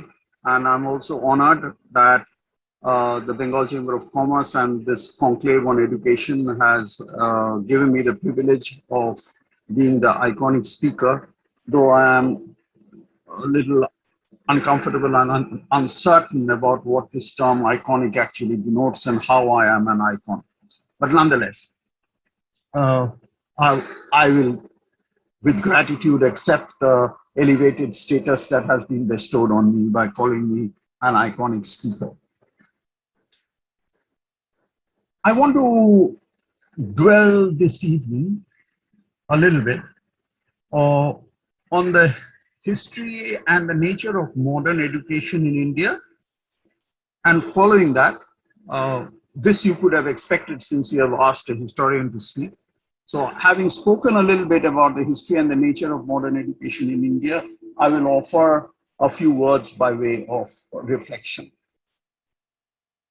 Modern education in India can be said to have begun with the establishment of Hindu College in Calcutta in January 1817. This institution was the product of what in today's jargon would be called a private-public partnership. Some wealthy individuals of Calcutta were enthusiastic about setting up an institution where their sons would be taught English literature, the English language, and the sciences. By the sciences, they meant Western sciences. The government of the day, especially Edward Hyde East, the Chief Justice of the Supreme Court, was a great supporter of this initiative. And with this enthusiasm and the support from the government was started the Hindu College with a total corpus of rupees 1,13,000. The principal donors were the Maharaja Badwan and Gopi Mohan Deb, each of whom contributed rupees 10,000 each. When the college was just 13 years old, that is to say 1830, 1831, an episode occurred in the college, an episode that has been firmly etched in the annals of Hindu College, which in 1855 was to become Presidency College. This episode revealed, actually, or continues to reveal, what was the real purpose and the intention behind setting up Hindu College. This episode was the sacking of a young and a brilliant teacher of the Hindu College. In my view, probably the most brilliant teacher that Hindu/Presidency College has ever had. His name was Henry Louis Vivian Derozio. He was a child prodigy. He died when he was only 22 years old. He joined the college when he was 18 years old. So he was a little older than the students that he was teaching. He had very little formal education, not any formal education after the age of 14, but he was what is called an autodidact in the sense that he had educated himself and he was profoundly learned in literature, in philosophy, in ethics, all self-taught. So he started teaching in the college, and his mode of teaching and his purpose of teaching the students, all of whom, this is an important point to note, all the students of Hindu College came from wealthy, upper caste Hindu backgrounds. The Hindu College at that point of time, as the name itself suggests, did not admit any non-Hindus. And neither was it very encouraging for admitting lower caste students. So this was pretty much an elite institution. And in this ambiance came Henry Louis Vivian Derozio, who was actually of Indo-Portuguese origin, what in the early 19th century was referred to as a half caste. He was of a product of a mixed marriage. And he started teaching here, and his intention was that he had before him a group of students who were enveloped in, or who were nurtured and brought up in families that were steeped in orthodoxy. He wanted to open up the minds of these students, to allow them to teach them and allow them to think for themselves. to question the environment that they saw around them. And a handful of students, not all of his students, a handful of students, great admirers of their teacher, started doing this questioning. In fact, not only questioning, sometimes even protesting the tradition, the superstition, the prohibitions that surrounded their lives. And their mode of protest was sometimes very drastic. Many of them started eating beef. Many of them started eating pork. They started eating alcohol. They started not worshipping their family deities and so on and so forth. This alarmed their parents. And many of their parents had connections and links with the founders of Hindu College, particularly those who were the members of the governing body of Hindu College. And they expressed their alarm, saying that our sons are actually challenging our very religion, challenging our lifestyle. And this is not why we sent our sons to Hindu College. We sent our sons to Hindu College to learn English so that they could get jobs in the growing British Indian administration. Now this education has taken on a completely different dimension and perspective, and this is very alarming.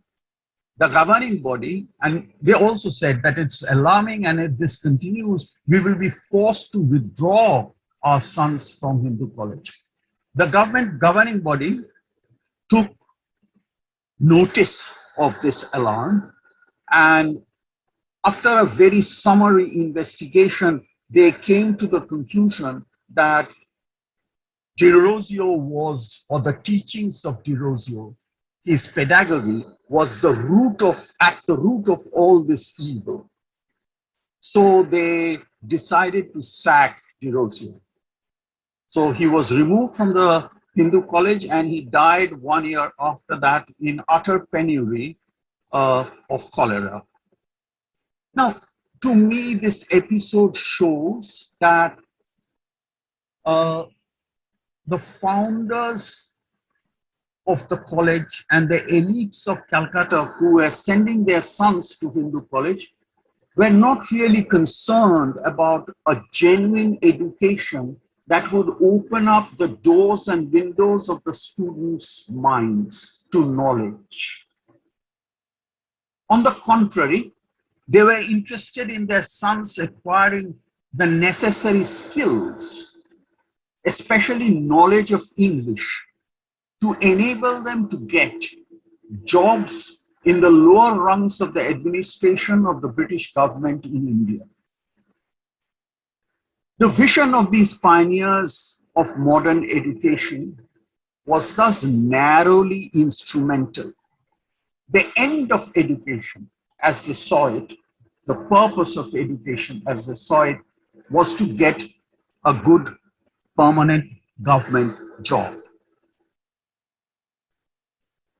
To a very large measure, this remained the goal of education even after the first universities were established in Calcutta, Madras, and Bombay in 1857. The first person to speak out against this kind of education and attempt to provide a different kind of education was none other than Rabindranath Tagore. Rabindranath felt that the education system as it existed then did not open up the minds of the students. The education system only helped students to cram for success in examinations. The school and the university curricula that he saw, he believed, had taken away joy from learning. His efforts to set up a completely different kind of education system in Shantiniketan were aimed to liberate the minds of the students. Vishwabharati, the name he gave to that institution, was, as Amartya Sen has recently written in his memoir, Home in the World, Vishwabharati Amartya Sen writes, was a school without walls. I quote that, school without walls. Sen also makes a very significant observation looking back on his days in school in Vishwabharati and Shantiniketan. He writes that he only became a very good student when no one was really concerned about how well he did, what his performance in examination was like. So this spirit, that success in examinations was not all that there is to education, was integral to the spirit of Vishwabharati. Rabindranath's ideas on education were also rooted in his understanding of a unifying consciousness which he believed underpinned or underlay the reality. He believed that education should release the creative energies within individuals. It was in this context that Rabindranath, in his essays on education, there are many such essays on education. Education really engaged Rabindranath in a very major way. Apart from the creative and literary work and output, education was a field that genuinely drew him and engaged him. In his essays, he referred to some of his own formative experiences. On recalling these experiences, when he recalled these experiences, what Rabindranath drew attention to, what he highlighted, was a way of seeing, a way of perceiving that enabled or endowed special meaning to a very ordinary routine incident. Like, say, a sun rising over a tree in Shadar Street in Calcutta, or a river flowing through its dry bed. And recalling this, the fact that he had observed these very ordinary natural phenomena, Rabindranath wrote that it is precisely in this that one is a poet. He was thus emphasizing the creative impulse behind a way of seeing things that he believed was uniquely his own. It was this special eye, the inner eye, if one could call it that Rabindranath wanted to open in his students in Vishwabharati. This project, this endeavor, was not unrelated to his own childhood experiences. When he wrote his autobiography, Jibon Smriti,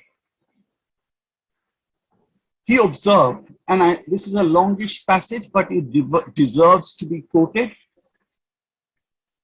We, referring to the children of the Thakurbari in Jorashankar, we were not allowed to go beyond the boundaries of our home. We were not free to circulate even in some parts of the household itself, which is why I used to look out of the world of nature from behind shutters. There was something there called the outside. It was an infinite extension beyond my reach.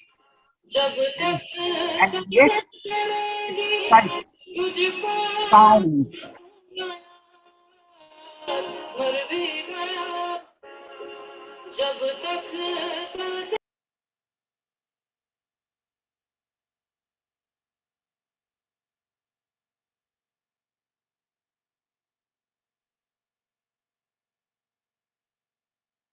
karo. Sir, you have gone on mute, I guess. Sir, we can't hear you. You've gone on mute, please. Yes, sir. Now it is unmuted. Thank you. Okay. So I don't know where I went mute and why, but I'll read that quotation from Tagore again. In Jibo Sriti, recalling his own childhood, Rabindranath wrote, "We, the children, were not allowed to go beyond the boundaries of our home.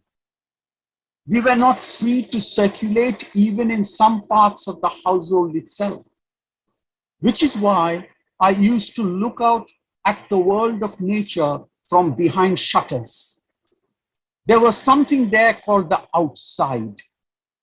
It was an infinite extension beyond my reach. And yet, its sights, sounds, and smells would slip in here and there through chinks in the doors and windows and suddenly touch me. It was as if it were sending out so many signals through the gaps between the bars to engage me in a game.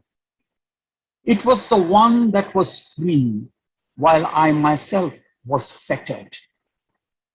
There was nothing that could bring us together, which is all the more why the attraction was so strongly felt." Tagore wanted his own method of education to act as a bridge between freedom and the fettered mind. He wanted the students of Shantiniketan to be taken gently by the hand and ushered into a world that was free and full of wonder. He wanted students to see, feel, and thus release their creative abilities.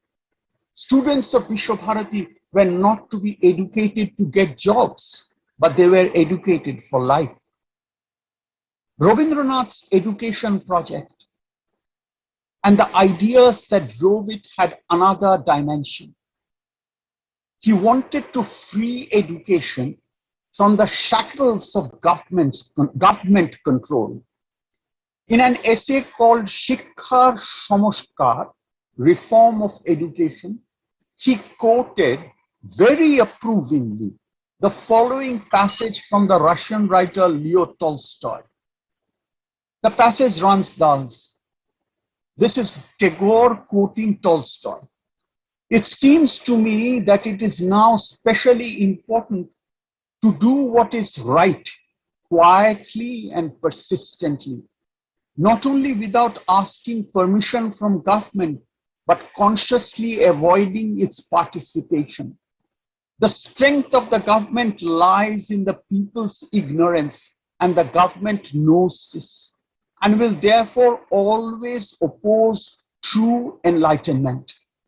It is time we realize that fact, and it is most undesirable to let the government, while it is spreading darkness, pretend to be busy with the enlightenment of the people. It is doing this now by means of all sorts of pseudo-educational establishment which it controls: schools, high schools, universities, academies, and all kinds of committees and congresses. But good is good, and enlightenment is enlightenment only when it is quite good and quite enlightened, and not when it is toned down to meet the requirements of government circulars." Unquote. This is Tolstoy in the late 19th, or just as the century turned.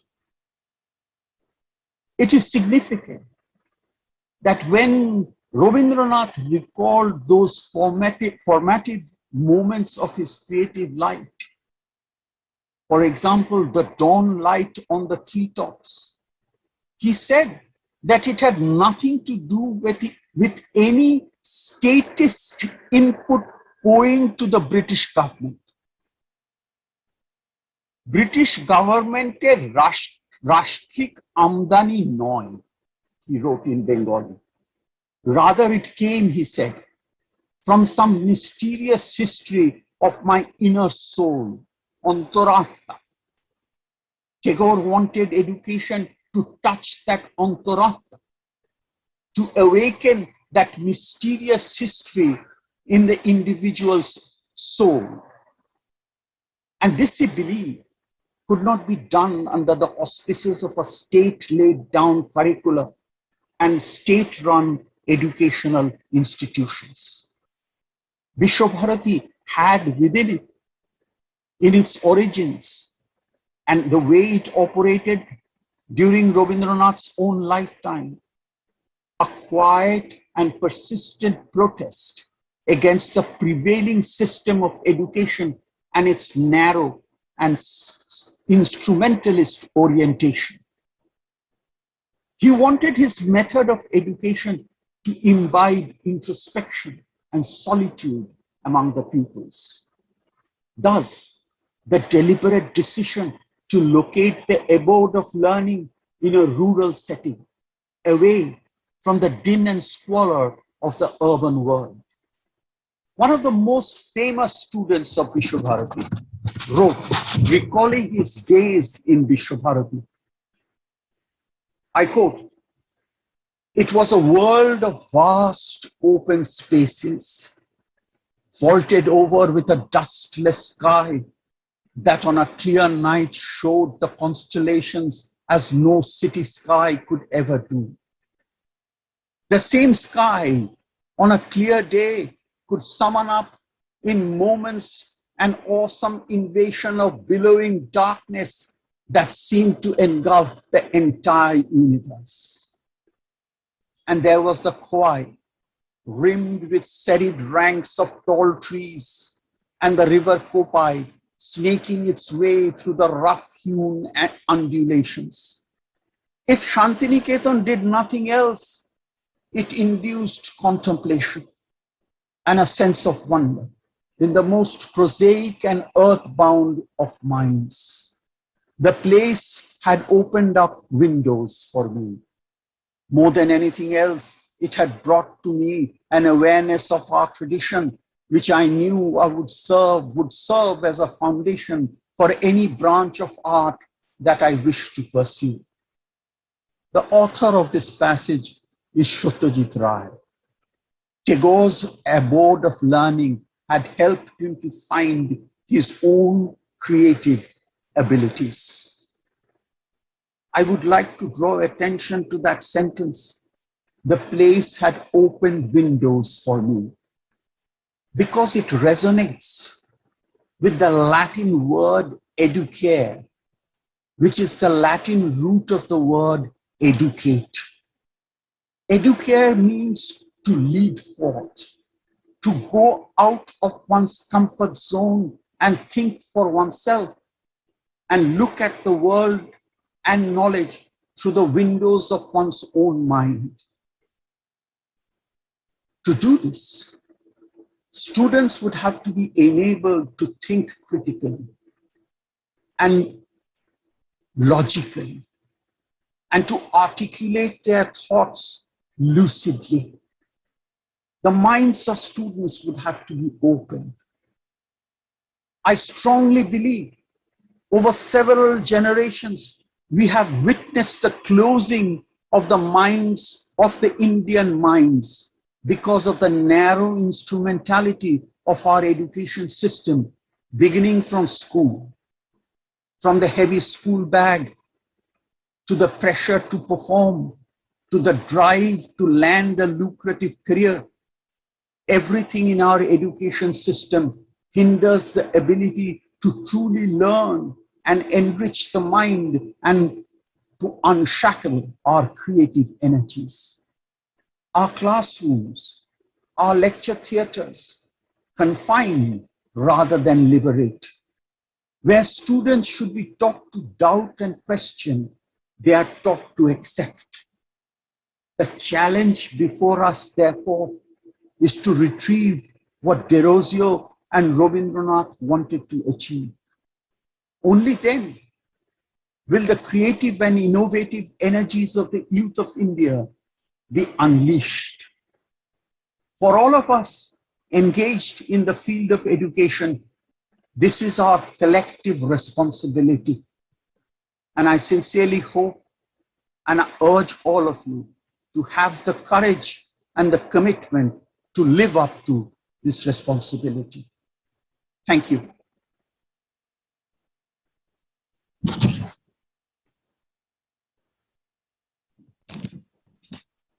Thank you, Rudhanshuda. I think this was actually the very definition of what one would hope for from an iconic speaker.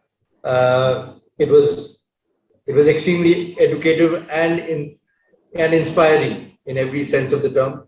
And the first thing I'll do now is to message Sonnali that as soon as the recording is ready, I think this should be something which needs to be treasured and amplified in any way that we can. I think it was a wonderful lecture session that we all could sit in on, and it's been a privilege for that. Thank you so much, Rudhanshuda. Back to you, Sonnali. Thank you. Thank you, Serge. Thank you.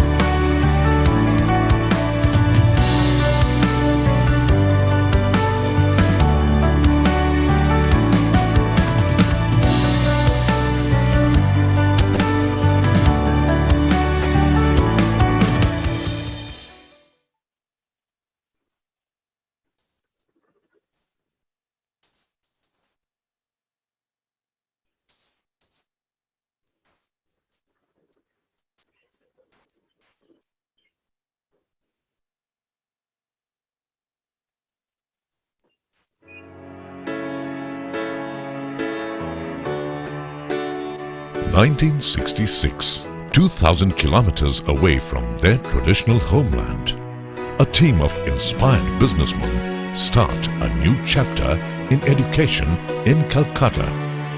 When the hard-working community of entrepreneurs felt the need to preserve their linguistic and cultural heritage, the Bhawanipur Education Society College was founded under the aegis of the Bhawanipur Gujarati Education Society, affiliated to the University of Calcutta.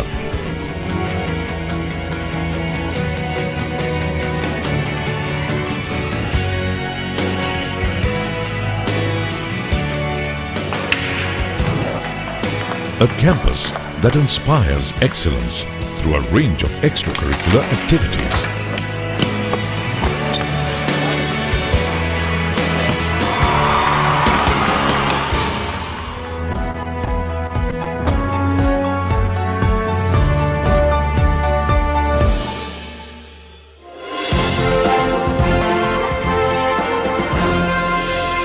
The Bhawanipur Education Society College is proud to reveal the Bhawanipur way of life, learning for leadership and liberal values.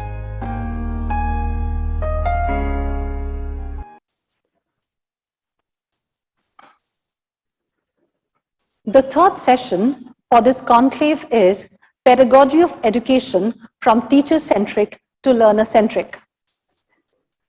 The panelists for the session are Professor Dr. Raman Kumar Jha, who comes with an academic administration and teaching experience of almost 31 years.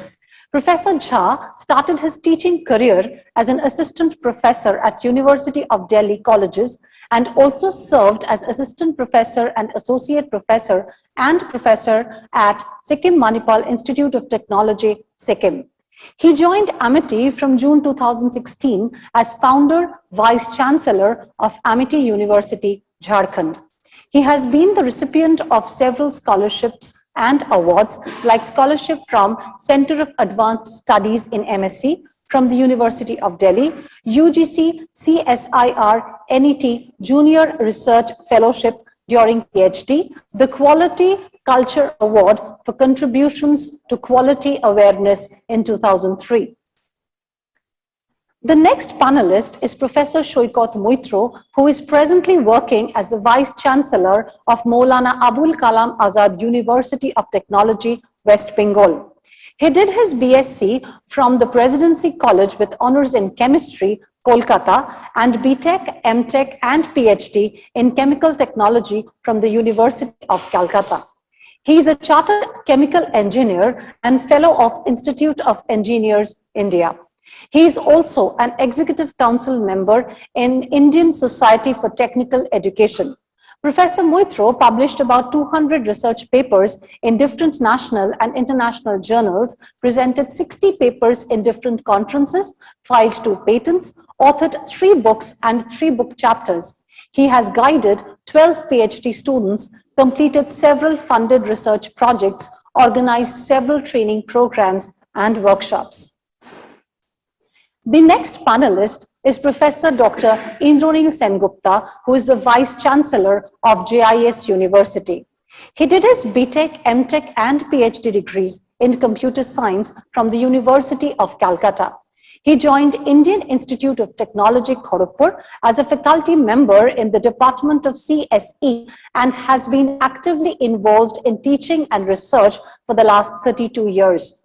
Professor Dr. Sengupta had earlier worked as the heads of the Department of Computer Science and Engineering and School of Information Technology, and also as Managing Director of Science and Technology Entrepreneurship Park at IIT Kharagpur. He also worked as the associate head of the Computer and Informatics Center, where he was responsible for the planning, designing, and implementation of one of the largest network infrastructures in Asia. He has guided 22 PhD students and have published more than 200 papers in peer-reviewed journals and conference proceedings. The entire session would be moderated by Professor Dr. Dhrubajyoti Chattopadhyay. Professor Dr. Chattopadhyay is currently the Honorable Vice Chancellor of Sister Nivedita University, Kolkata. He was the founder Vice Chancellor of Amity University, Kolkata in his previous assignment. Professor Chattopadhyay was the Dean, Faculty of Science at University of Calcutta from 2003 to 2007. He was the Pro-Vice Chancellor of the University of Calcutta from 2008 till 2015. He was also the director at the Center for Research in Nanoscience and Nanotechnology at the university from 2007 till 2015.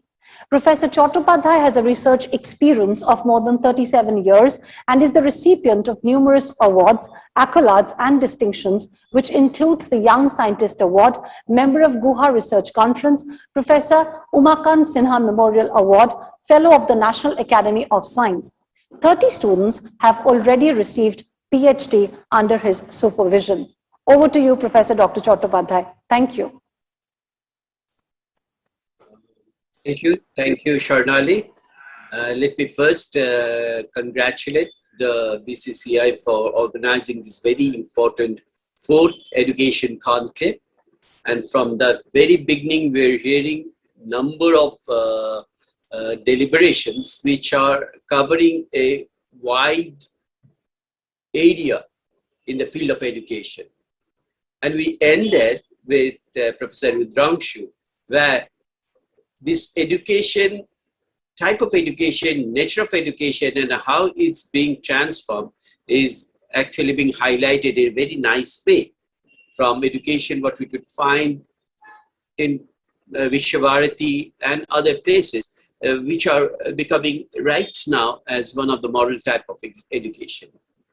Now, this session is going to be on the pedagogy of education from teacher-centric to learner-centric. And three of my Vice Chancellor colleagues, Professor Jha, Professor Moitro, and Professor Dashgupta, are going to deliberate because we are running late, a little bit late. So I shall not actually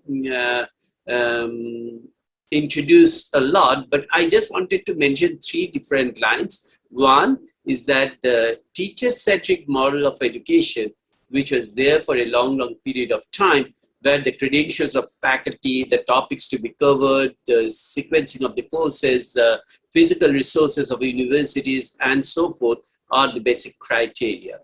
But slowly there is a transformation that whether this pedagogy is going to be the best one with the dynamic nature of the curriculum, subjects, and other things. And the pandemic actually acts as a catalyst for helping this transformation in a very, very faster mode. And thereby, it's been realized by many people that what we are realizing very slowly, the transformation from teacher-centric to the learner-centric, now this learner-centric mode is going to be the best practices. And this increasing focus on student learning as a central indicator of the institutional excellence challenges many tacit assumptions about the respective role of the students and faculty. And here I must mention that the deliberation from the three Vice Chancellors will definitely help us that how it is happening. So over to Professor Raman Jha.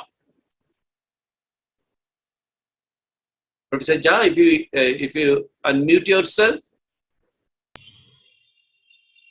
Thank you so much, Professor Dhrupjyoti Chattopadhyay sir.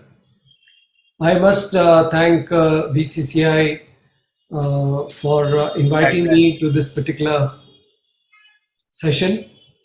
I'm thankful to Mr. Dev Mukherjee, the president of BCC&I.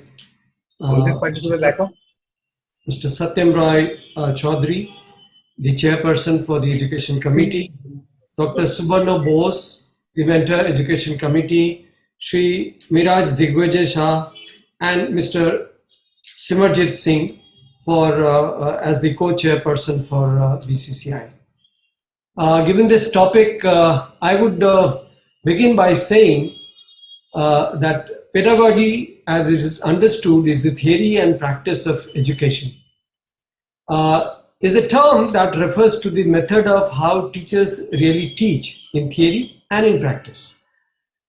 Pedagogy is formed by an educator's teaching beliefs and concerns and interplay between cultural and different ways to learn. Now, in order to help the students to build on priority learning, or build on the prior learning, and meaningful classroom relationships must exist. And therefore, in the traditional teaching methodology, often found in the classrooms these days, this term was specifically coined for children's teaching methodology, but because it came from the pedos and agogos together put as pedagogy, Pestalozzi saw the teaching as a subject, which would also is worth studying in its own right, and therefore he is also called as the father of pedagogy. As we understand, the critical pedagogy is a teaching philosophy that invites educators to encourage students to the critique structure of even power and oppression. But we have another term which is almost an alternative to pedagogy, is andragogy, wherein the teacher is at the center and the recipients, the students, they are all around, whereas the pedagogy essentially, or the traditional method, essentially involves the teacher as the center or at the top, and the others are simply receivers.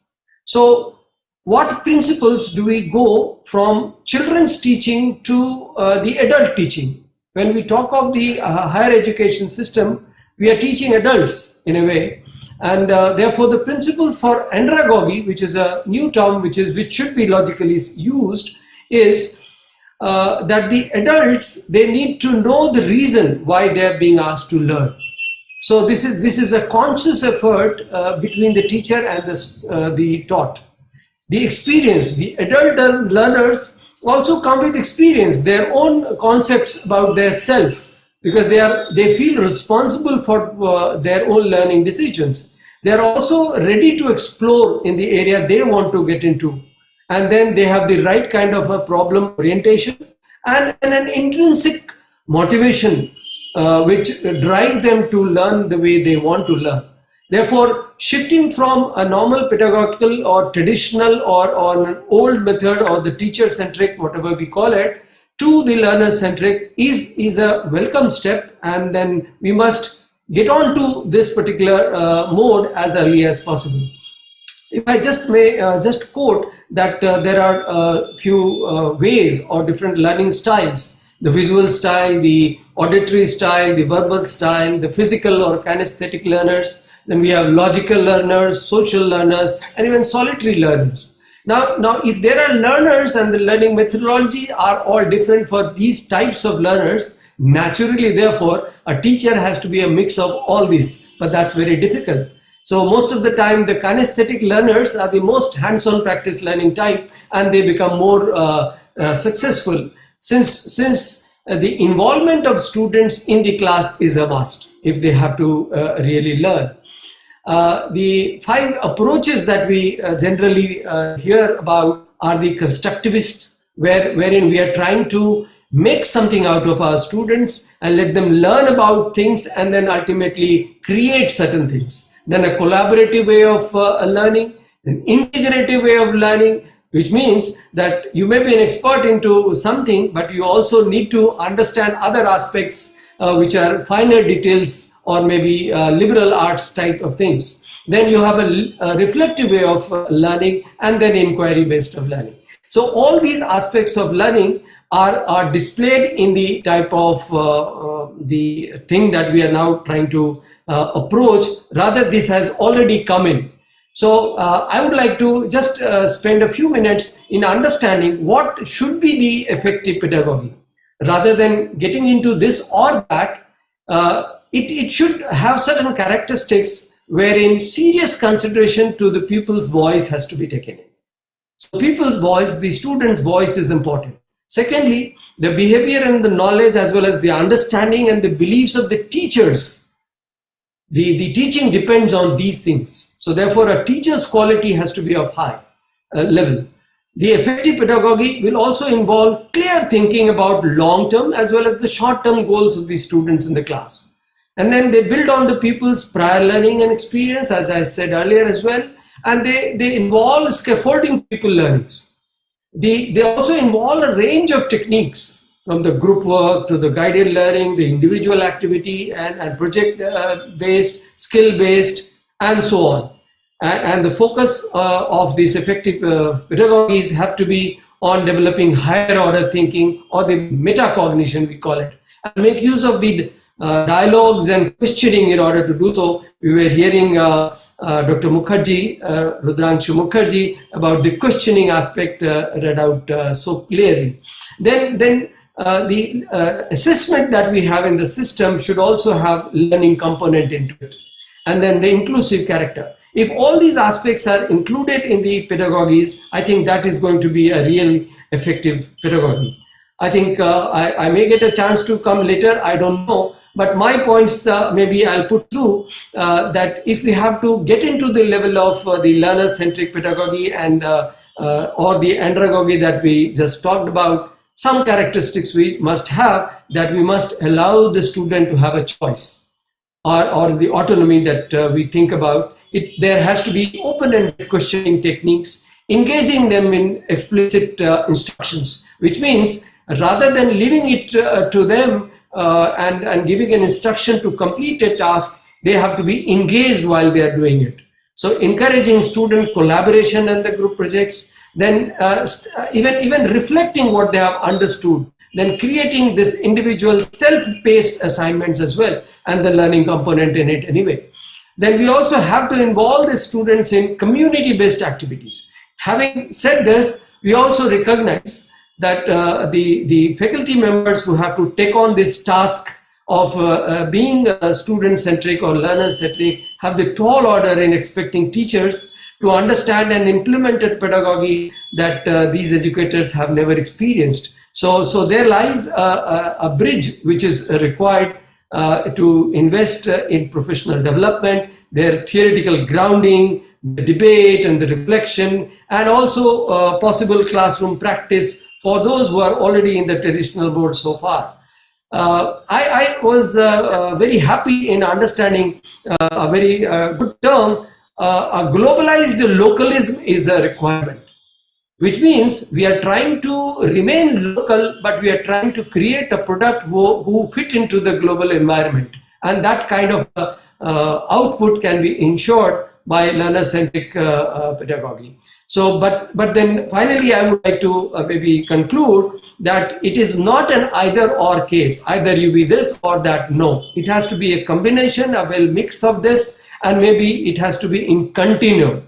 So it is not this TCP or LCP, which is the teacher-centric or learner-centric, which should be followed, but it is more hopeful to conceptualize this TC or LC as an ideological bookends that exist as a continuum.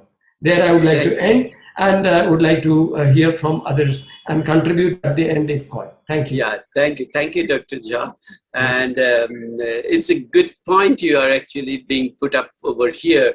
And I'm sure that if time permits, we can come back to this. But the evolution of the term as well as its implementation and looking at that either or, questioning that itself actually throws something very important in the mindset of the people who are the stakeholders of the education right now. So thank you, Professor Jha. And now we are going to move to Professor Shoikat Moitro. Professor Moitro, if unmute, please. Well, thank you very much, Professor Dhrubajyoti Chattopadhyay. Good evening to all my co-panelists, Professor Indranil Sengupta, Dr. Raman Jha. And I'd like to congratulate BCC&I for organizing this webinars, which is quite relevant in the context of present educational scenario. And at the same time, I'd like to thank the organizers to give me a chance to present my views at this particular session. Now, the fact is this movement or shift of pedagogy has been taking place in the favor of learner-centric approach. And the reason behind this is very simple. It is the pressure of one of the philosophy is there. Of course, this learner-centric approach, Dr. Raman Jha has explained many things, but I believe is that the change is inevitable because of the pressure of technological development. At this time, the phenomenal growth of e-learning and digital learning resources, and that has created an opportunity of learning anytime, learning anything, learning anywhere. And the time is now that everything, particularly in the form in technological world, has been changing so fast that we have to follow the culture of learn, unlearn, and relearn, and lifelong learning. And for that purpose, if we want to embrace this concept, then learner-centric approach, that is one of the ideal thing. And philosophically, or if we look into this, whatever we learn out of our own experience, that stays or that remains in our subconscious mind mostly. And whatever we are compelled to learn out of pressure of examinations or all these things that basically can be defined as rote learning, and most of the times it occupies our volatile memory or conscious mind, and most of the things which we learn by this way we forget, and the things which we learn out by our own experience, by our own interest and own curiosity, that remains inside us. And that improves our cognitive ability, that improves our critical thinking ability, that improves our problem solving ability. And the time has come to relook at the educational scenario, particularly higher educational scenario of the entire country, to take benefit of our demographic dividend, because our young mind, they have this tremendous potential of thinking something innovative, thinking something creative, and only thing we need to encourage and inspire them to go for this self-learning approaches, maybe in collaboration with their peers, maybe from societies, maybe from these digital platforms, social media, from everywhere. There are opportunities of learning by research cultures, learning by doing some things, learning by this developing own conception and own perception. That is to be encouraged, and if we can do it, then definitely our learning community, they will be in a position to deliver their best, and the social benefit will be accrued to the society, to the country. So this is going by this decade, I believe there will be a paradigm shift in the learning concept. Already we are seeing that there are lots of changes are happening in our curriculum. Also, this with the introductions of different choice-based credit systems, by offering these different these courses from MOOCs platforms, integrating all these things, by creating opportunities to the learners of learning anything from digital platforms in the format of different courses, or by developing own perceptions, own ideas from social media through posting at blogs, or maybe any format of social media, Facebook, Twitter, whatever it is. So learning is everywhere, and this culture and this practice we need to develop further, and already that has been taking place, and by pressure of all these things, by pressure of changes, this shifting of the pedagogical system will be moving towards this learning centric approach.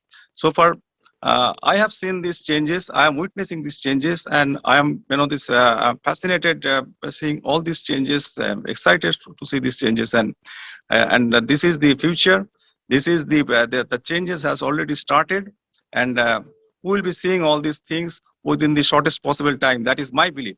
So right now I am concluding, and I would like to hear from my other panelists, Professor Indranil Sengupta, and now over to you, Professor Yes. Thank you, Professor Moitra. Yes, we better understand the learning theory and celebrate the diverse talents and passions that individually bring to the classroom. We are encouraged to see many systems move away from strictly following the textbooks, and one-size-fits-all approaches to teaching and learning are not going to be there. And that's why it is actually the necessity for the day, the way you are mentioning it over here. Now, I'm sure that we continue to see more educators and systems designed to empower the learners to understand their unique strengths. So we have to do that, because that Swami Vivekananda, long time back, he mentioned that education is a manifestation of perfection in the schools. Now, let us move on to Professor Sengupta. Professor Sengupta, please. So thank you very much, Professor Chattopadhyay. I would also like to thank my fellow panelists, Professor Jha and Professor Moitra, for a wonderful introduction to this session, beginning of this session. Now, it is sometimes very good to be the last speaker in a session, because after hearing the views of the other speakers, it is possible to give a slightly different angle or a slightly different view to the subject or to the topic. So what I would like to share with you is some of my personal experience, which you may feel is very much relevant to the topic of this course today. So earlier, when I was at IIT Kharagpur, so over the years, I have seen significant changes happening in the way students approach the classes, students interact with the faculty members, and so on. So one thing that we have found that in the recent years particularly, the students try to refrain from coming to the classes. Attendance in the classes tend to go down, even in reputed institutes like IITs. So when we wanted to know, when you took the feedback from the students, why this is happening, So one thing that very strikingly came out of that discussion and deliberation was that students do not feel, at least some of the students, that they do not really get any value addition in coming to the class, listening to the lectures by the professors and so on. They feel that similar materials, even better materials, are available elsewhere. So now, means, as Professor Moitro said, we have a sea of online materials available almost everywhere. So why should, as a student, I would come to the class? I can spend the time in a more fruitful way in some other place. So then came this NEP 2020, National Education Policy, which also tried to say similar things. A shifting in pedagogy from teacher-centric to learner-centric. This was one of the reasons. The learners are not motivated to come to the class.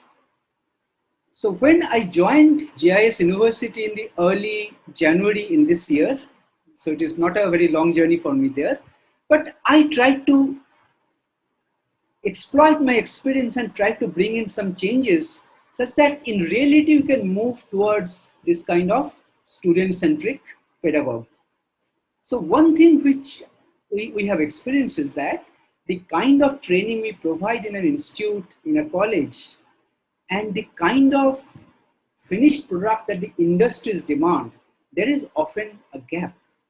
So we try to revise the curriculum, introduce specializations so that the curriculum becomes more industry as well as societally relevant.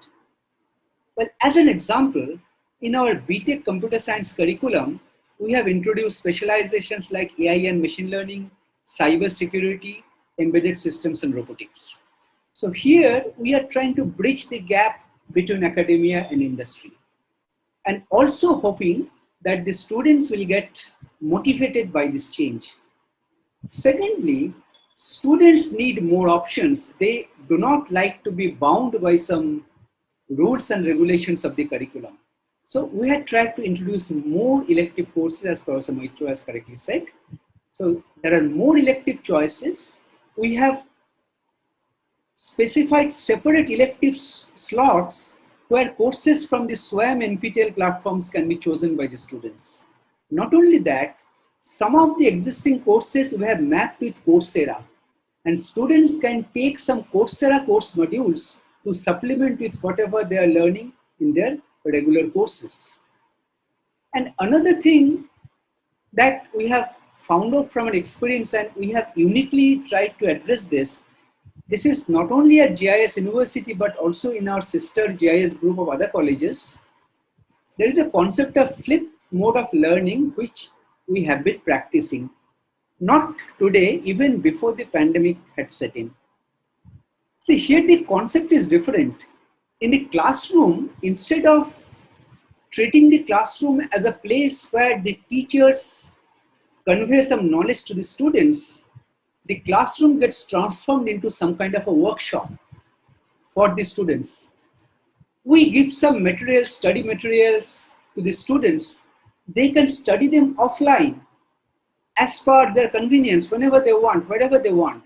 And when they come to the class, as the previous speaker mentioned, that they should come with questions, they should come with doubts.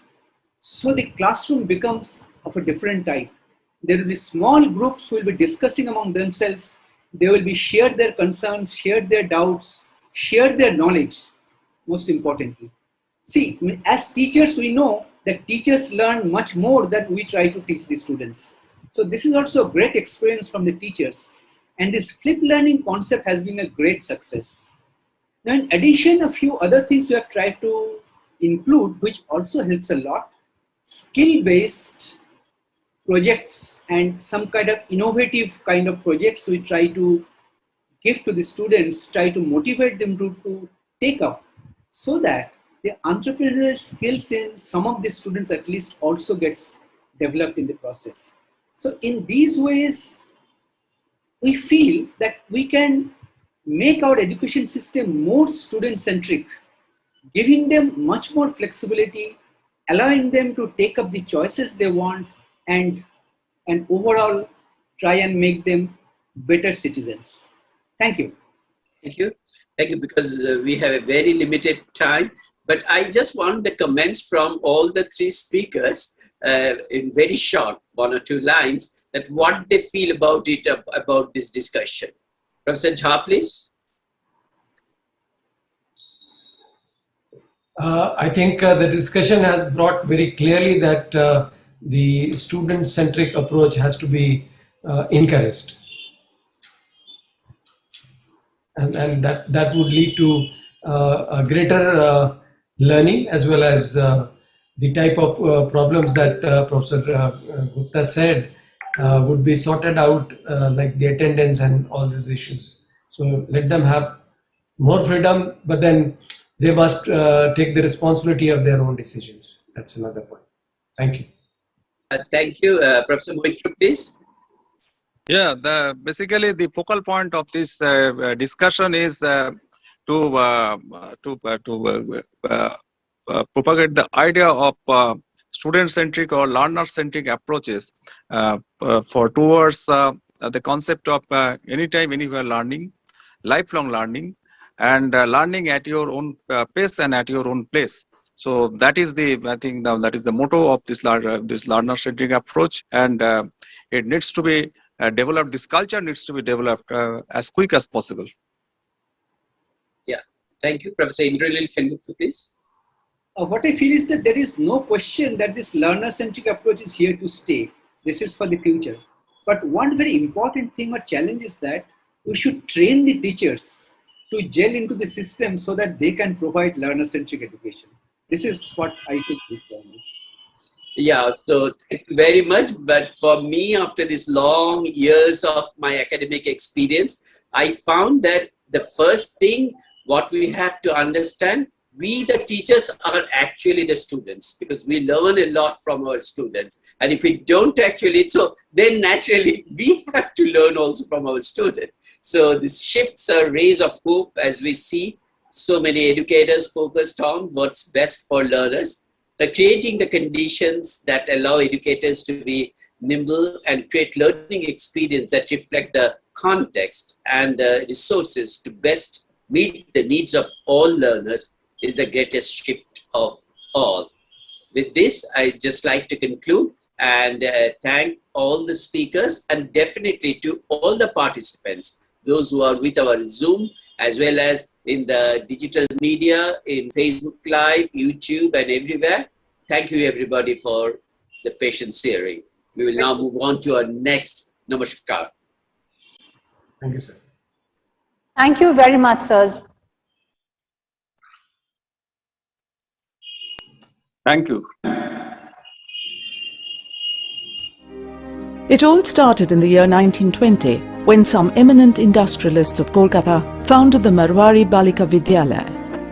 Later, in 1954, Sri Shikshathan School was founded, and in 1955 Sri Shikshathan College came into being with the objective of further propagating quality education to girls. All these institutions have continued to excel under the management of the Shikshathan Foundation. The year was 1920, when some of my forefathers thought that female education needed to be propagated much more actively than was the custom in those days. The latest addition to our bouquet of institutions has been the Calcutta Business School, which was started a few years ago. Calcutta Business School offers an AICTE approved, autonomous, 2-year full-time residential program on postgraduate diploma in management. Dear students, at Calcutta Business School, apart from the regular PGDM program where we specialize in operations, finance, marketing, HR, and data analytics, we have added family business to it. We are also having another program for working individuals with 5 years of experience who would like to enhance their career. This is an 18-month course, AICTE approved. If excelling is your essence, then you are welcome to Calcutta Business School.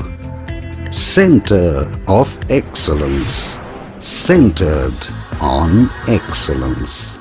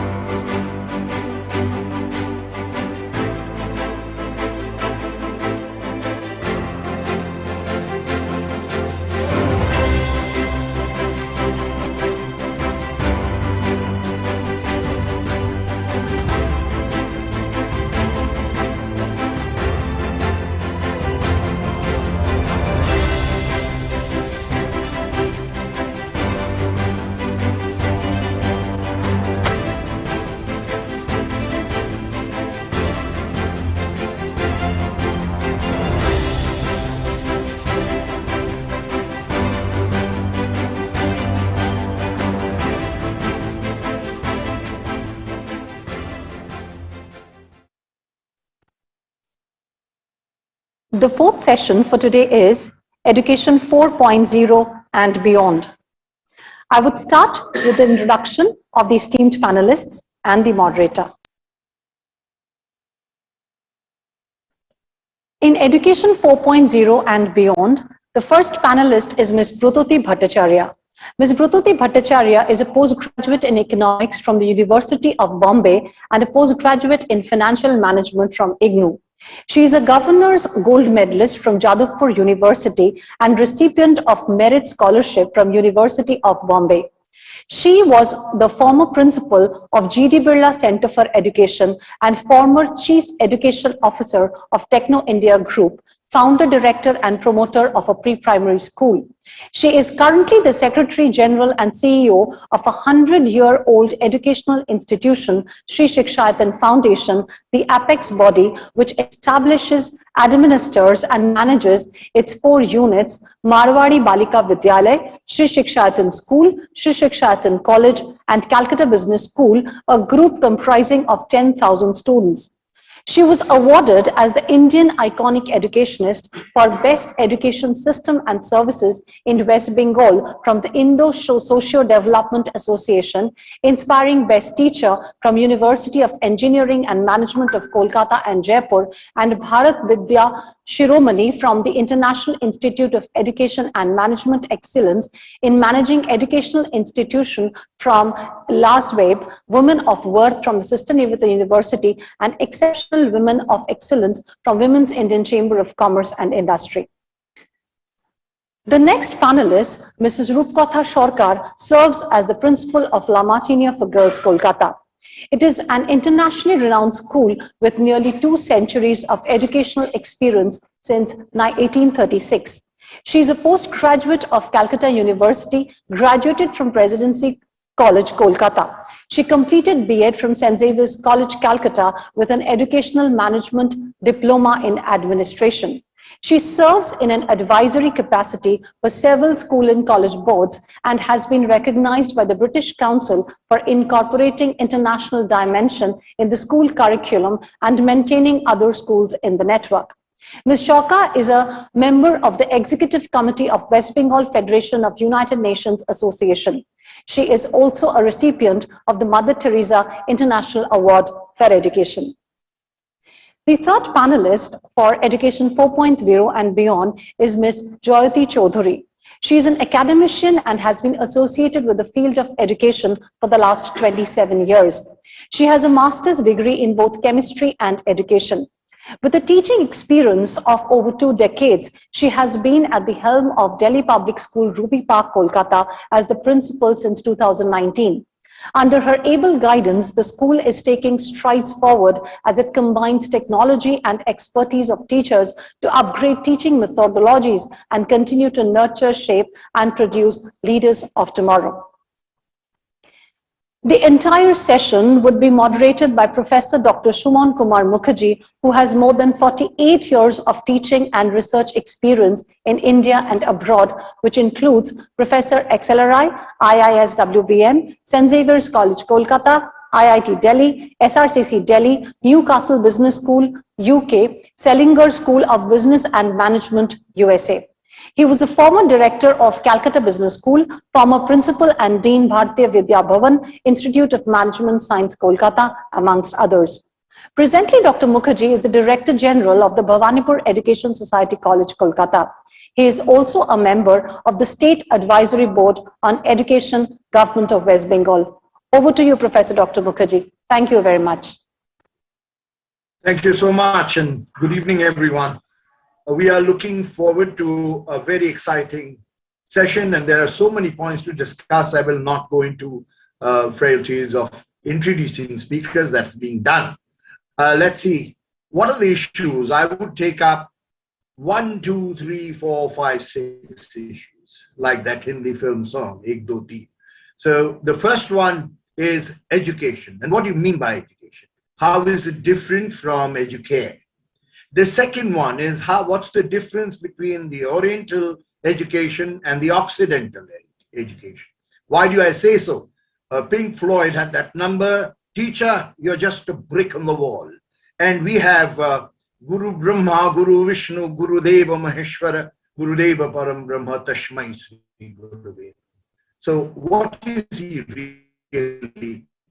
He's preserving, he's creating, and he's destroying prejudices, superstitions, and all the kind.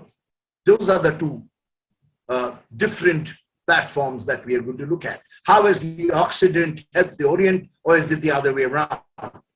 The third point is with regard to human consciousness. Human consciousness, cognitive, affective, evaluative. What part are we stressing on? If I look at historically, education has gone from, esoteric learning to that of producing a gentleman, to that of Horace Mann's balance wheel of society, where we have grammar schools and we have education for all, adult literacy, if you like. And now we are looking at a digital mode, which is again creating a divide, globalization, and of course, the whole idea of organized intelligence, which is actually driven by technology. We've seen the evolution we are looking at education 4, 0.4. Why that? Because the first one was about steam and mechanization.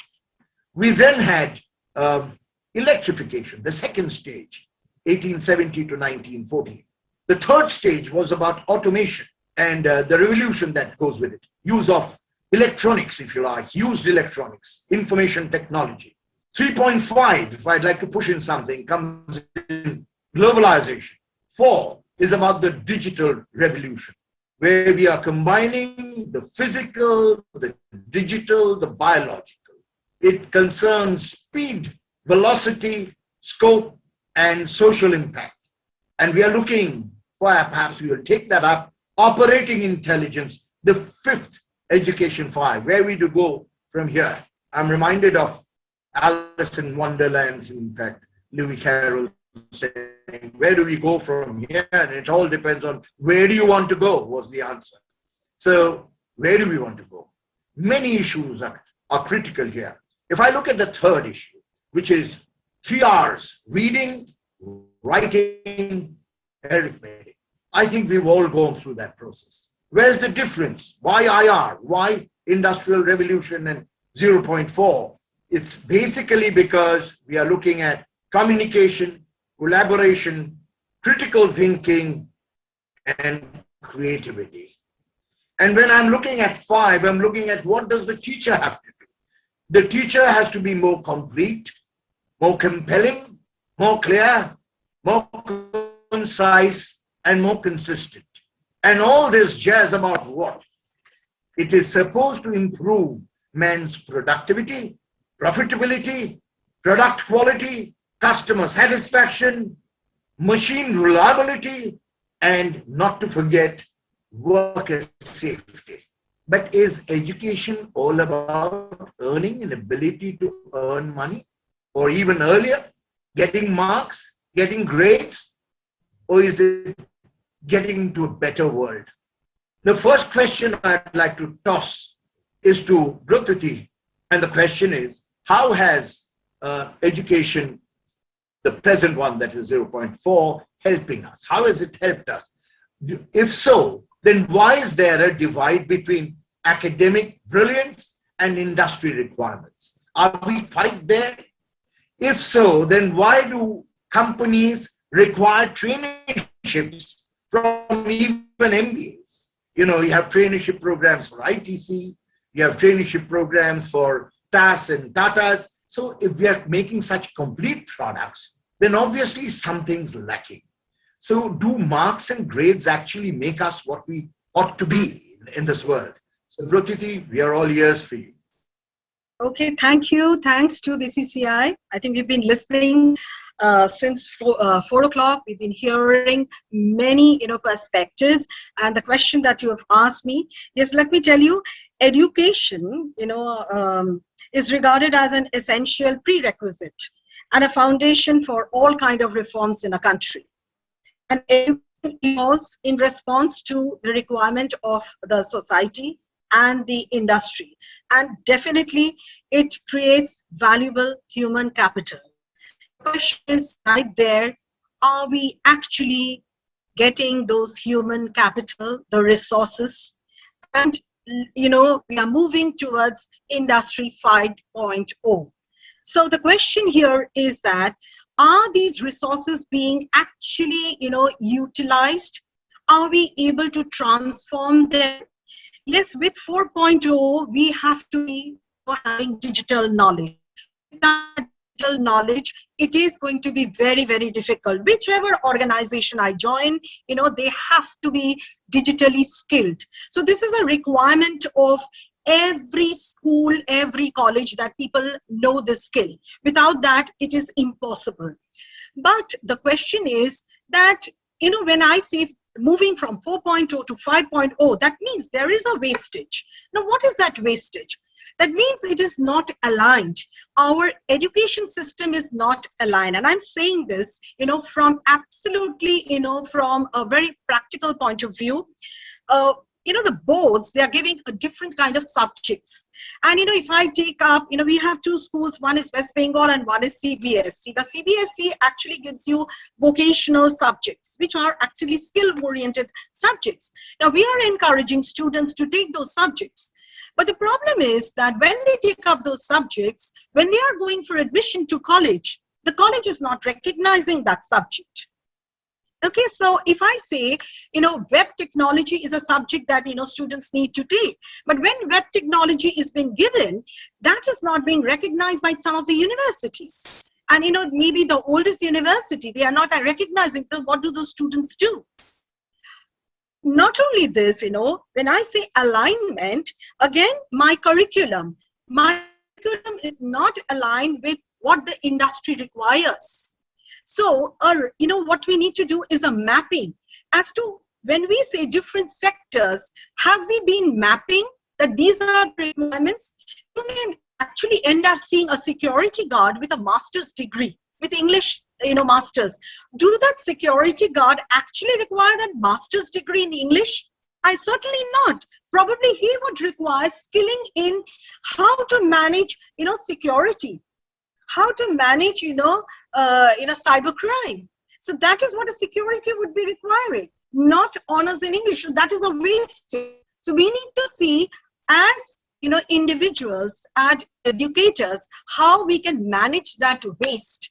And that can only be managed, if we do alignment with our system. That means what I'm teaching in the junior school should be aligned with middle school.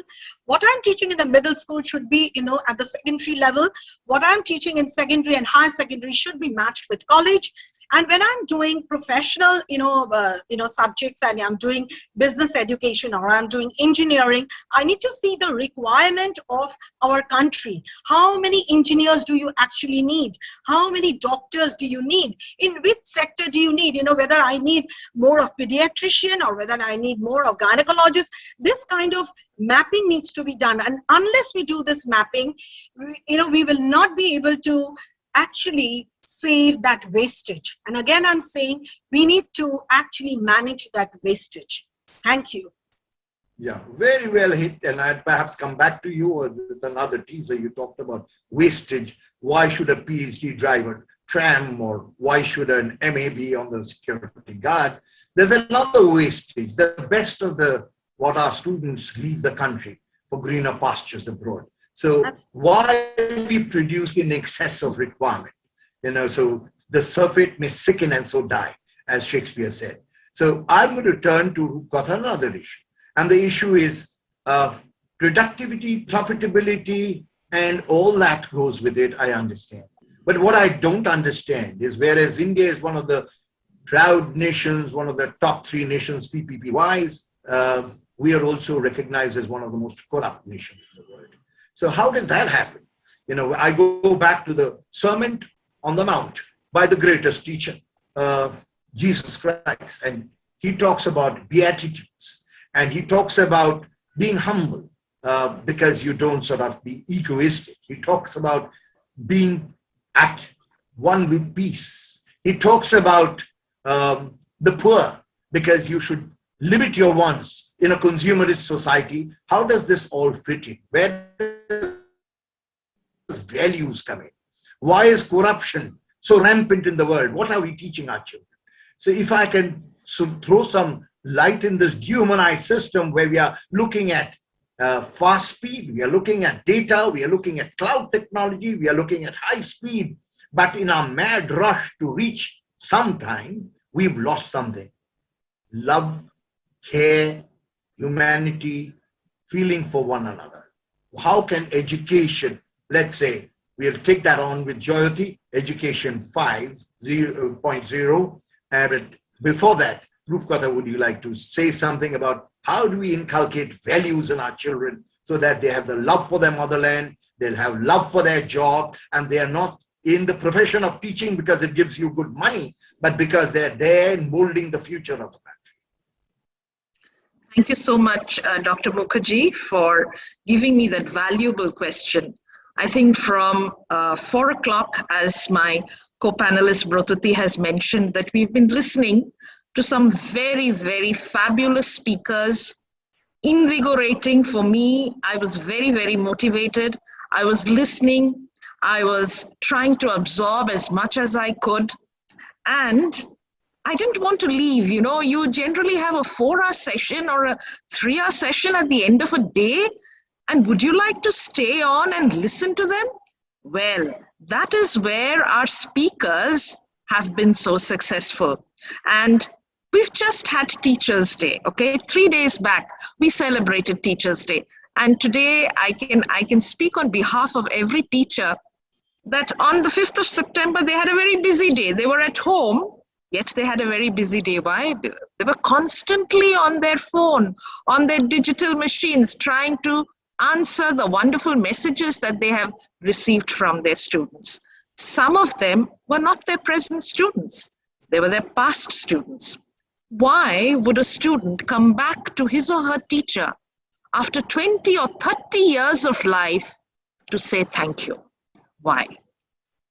I think that is the question that we teachers should be asking. And at the beginning of the session, Dr. Deb Mukherjee, the president of the BCC&I, very wonderfully laid the crux of the matter. He said, education should be purpose-driven. There should be a purpose to what we are doing. Are we aware of what we are doing? Are we aware of the goals that we are setting? Are we taking care of the wastages, as Brotati mentioned? Are there wastages? Why would a child want to attend my class from the morning? My teacher comes back to me and says, she does not attend her classes.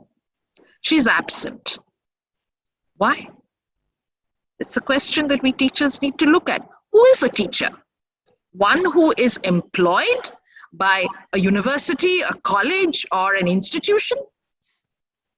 Where is the gap between academia and industry? Is not an industrialist a teacher of society?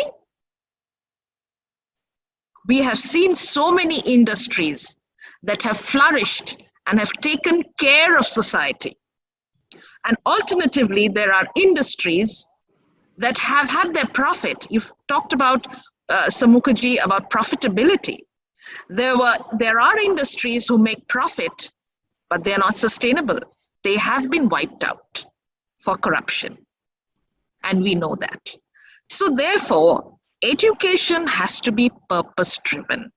What are we teaching? Why are we teaching? What are we planning to achieve from what we are giving our students?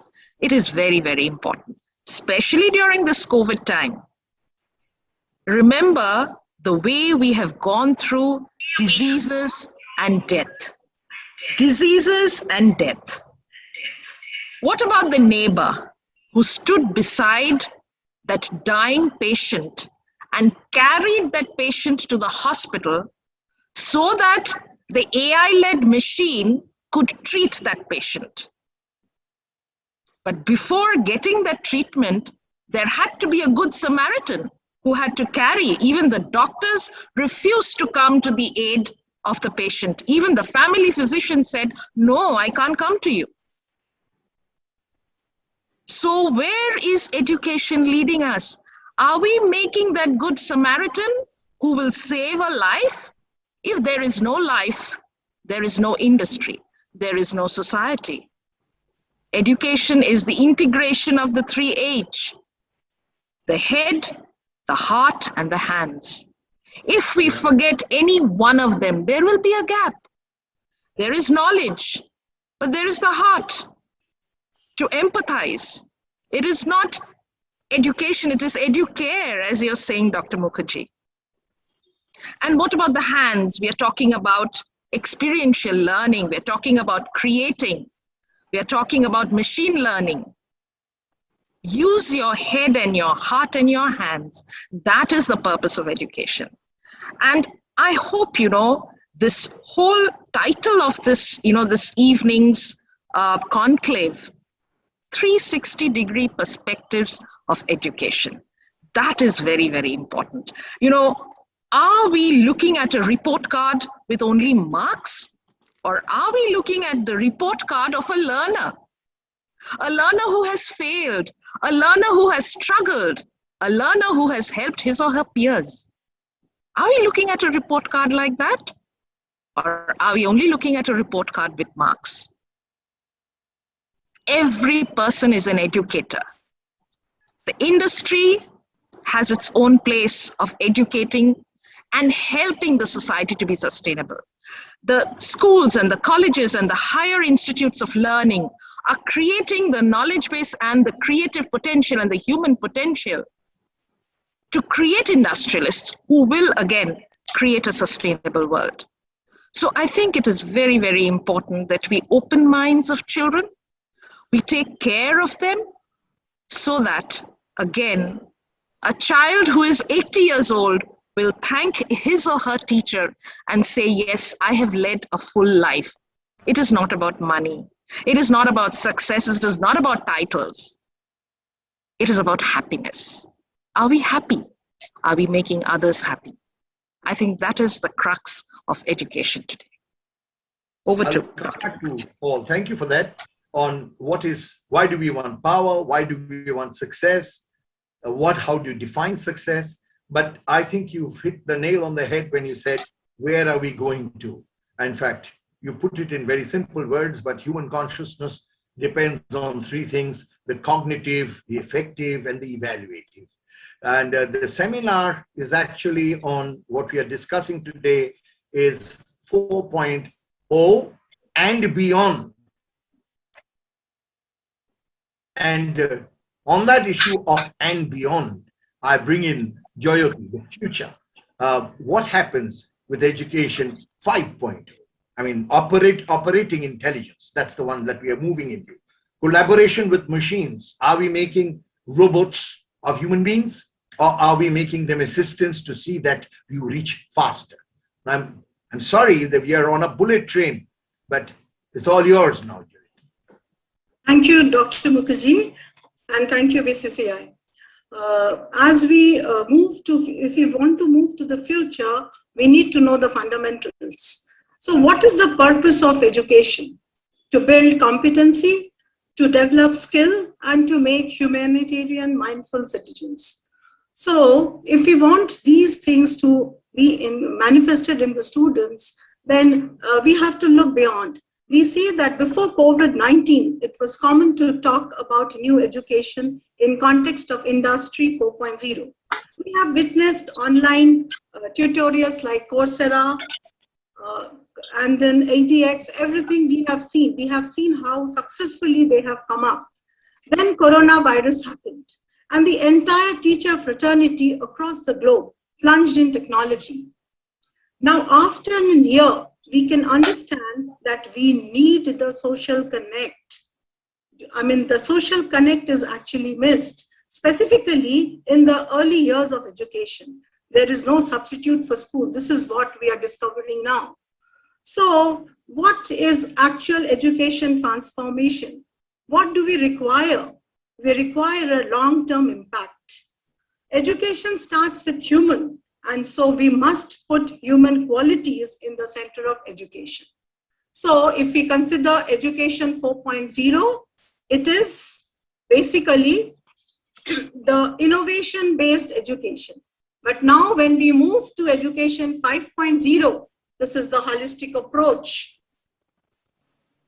So we need holistic approach in education more than anything else now. So in the years to come, we need human-centric education where we require strategy, collaboration, content development, learning environment, delivery mechanisms, assessment and recognition, quality assurance. And I'll just say that how we can build up the competencies. The competencies can be built up simply by providing quality education. There should be clarity of concepts. Skills. Skills is so talked about, but what is skill actually? We need the education to be centered around craft. This is so basic. But if we at school level, if we center our education around the skill, around craft, we can actually develop the skills, which we require. We are talking about project-based learning. So project-based learning, in fact, help all these things to develop. And for pedagogy to proceed, we must have art integration, sport integration, experiential learning. So all these are already there. So when we move from 4.0 to 5.0, we have to keep these in mind and also keep the human essence, the human value in place if we want to grow. And I'll just quote Stephen Covey's 8th habit, that find your voice and inspire others to find others. So when we move from 4.0 to 5.0, we need to move from the effectiveness to greatness. This is all I need to say. Thank you. Thank you so much. You hit a very important point when you said we need creativity, we need innovation, we need uniqueness, and that would require collaboration of all kinds, So that I would now turn back to all the panelists just for a minute, because thanks to the others, they've consumed our time, but we can stick to our time limits. Brutiti, what would you like to say on the questions that I raised with others? And you wanted to say that. I could see that your nose was twitching and you said, why not that question to me? So now the question is yours. Speak on any of the 3 questions I raised, and not on the one that you were asked, what's missing in the present system, but where do we get our values from and how we look at the future? A minute for you.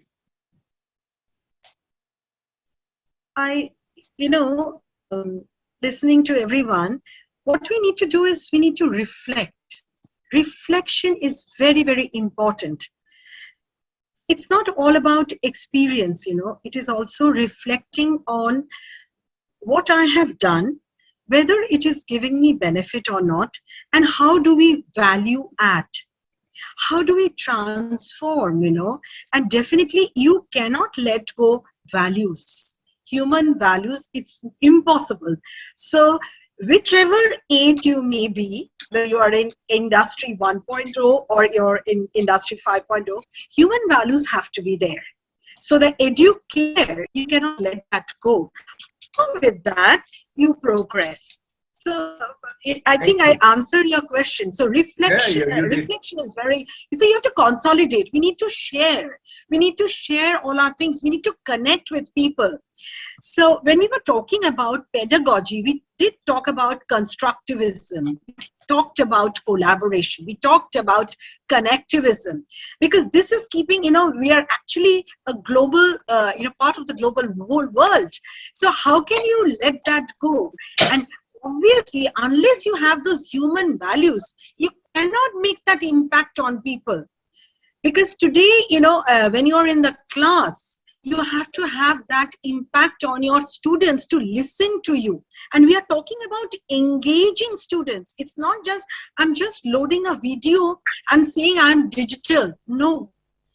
I need to know the ways when the student is going to listen to me. That means I'm connecting with that student. I'm reaching, to that student when the student is listening to me. Otherwise, the teacher will have no value. The computer can do everything. Then what is that value of that teacher? The teacher makes that difference. And that is so very important for all the educators to have that impact on people. And I think that is the reason that we are.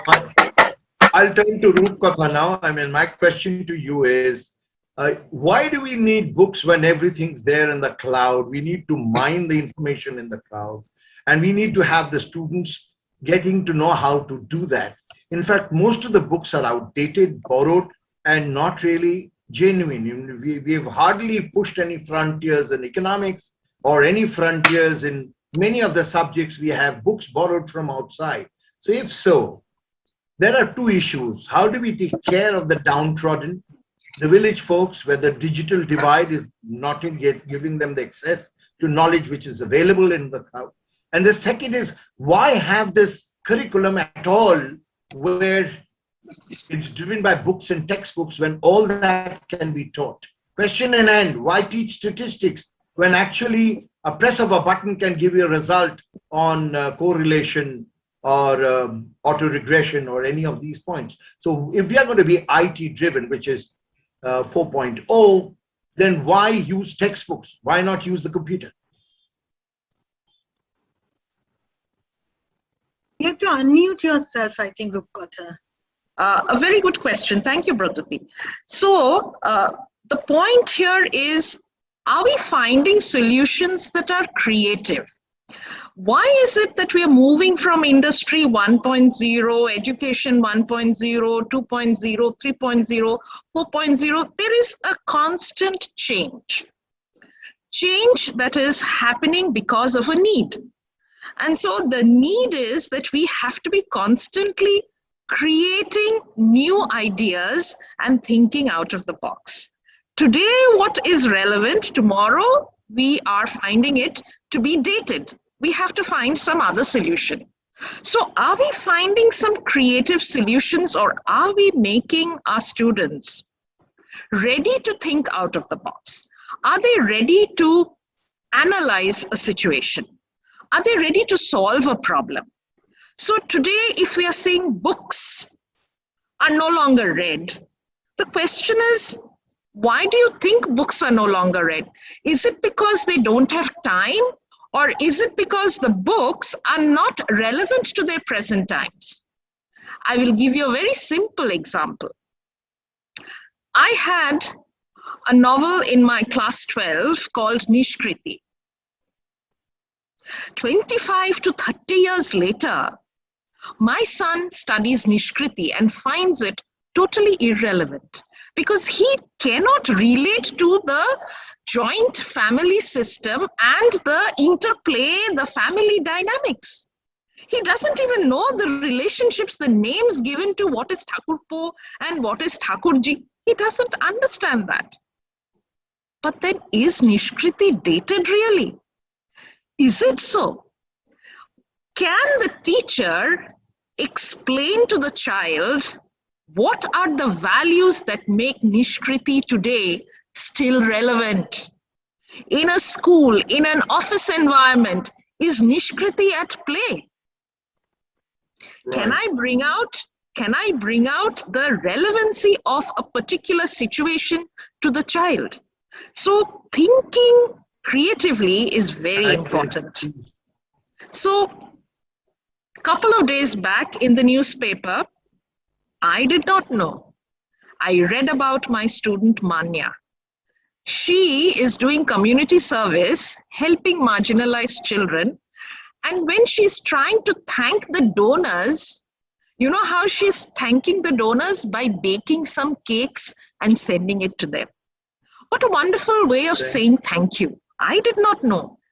She never told me, ma'am, I'm doing this. Her teachers did not know. She did not exhibit herself. I came to know from reading the newspaper. See, there is an innovative method of doing things in life.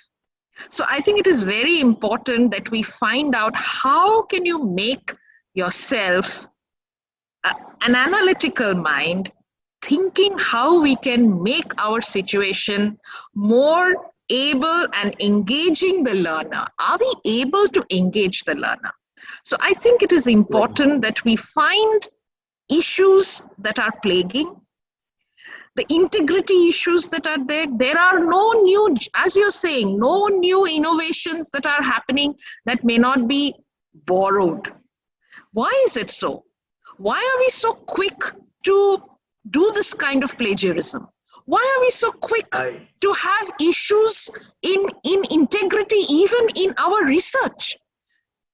A couple of weeks back, there was an article in the papers that mentioned about this kind of integrity, lack of integrity. Why is it happening? Because maybe we are pushing our people to get into very short-term goals for some short-term profit and losing out in the long run. So I think we have to initiate our students to think a broader picture, showing them what is real. Yeah, what is the actual requirement? I can see Debanjan on the wings wanting to take the stage. So let me turn to Jayoti. Jayoti, your word on what you didn't touch on, values maybe. I think together we can make a change. We are at the cusp where innovation to holistic approach, we are in this transition phase. We just now adopted to too many new. So we need to learn, reflect, as Brototi said, that we need to reflect and then move on. And care, concern, and collaboration. That is my take. Thank you. It was my pleasure to have these three panelists. I mean, you've enlightened me, and it was just like having tea together, and I'll make it real and no longer virtual. I'll invite you to a tea, and we'll celebrate this occasion. I'll end by saying we all, I think, on that note, let Debanjan take the stage. Thank you. Thank you very much, sir. Thank you, ma'am.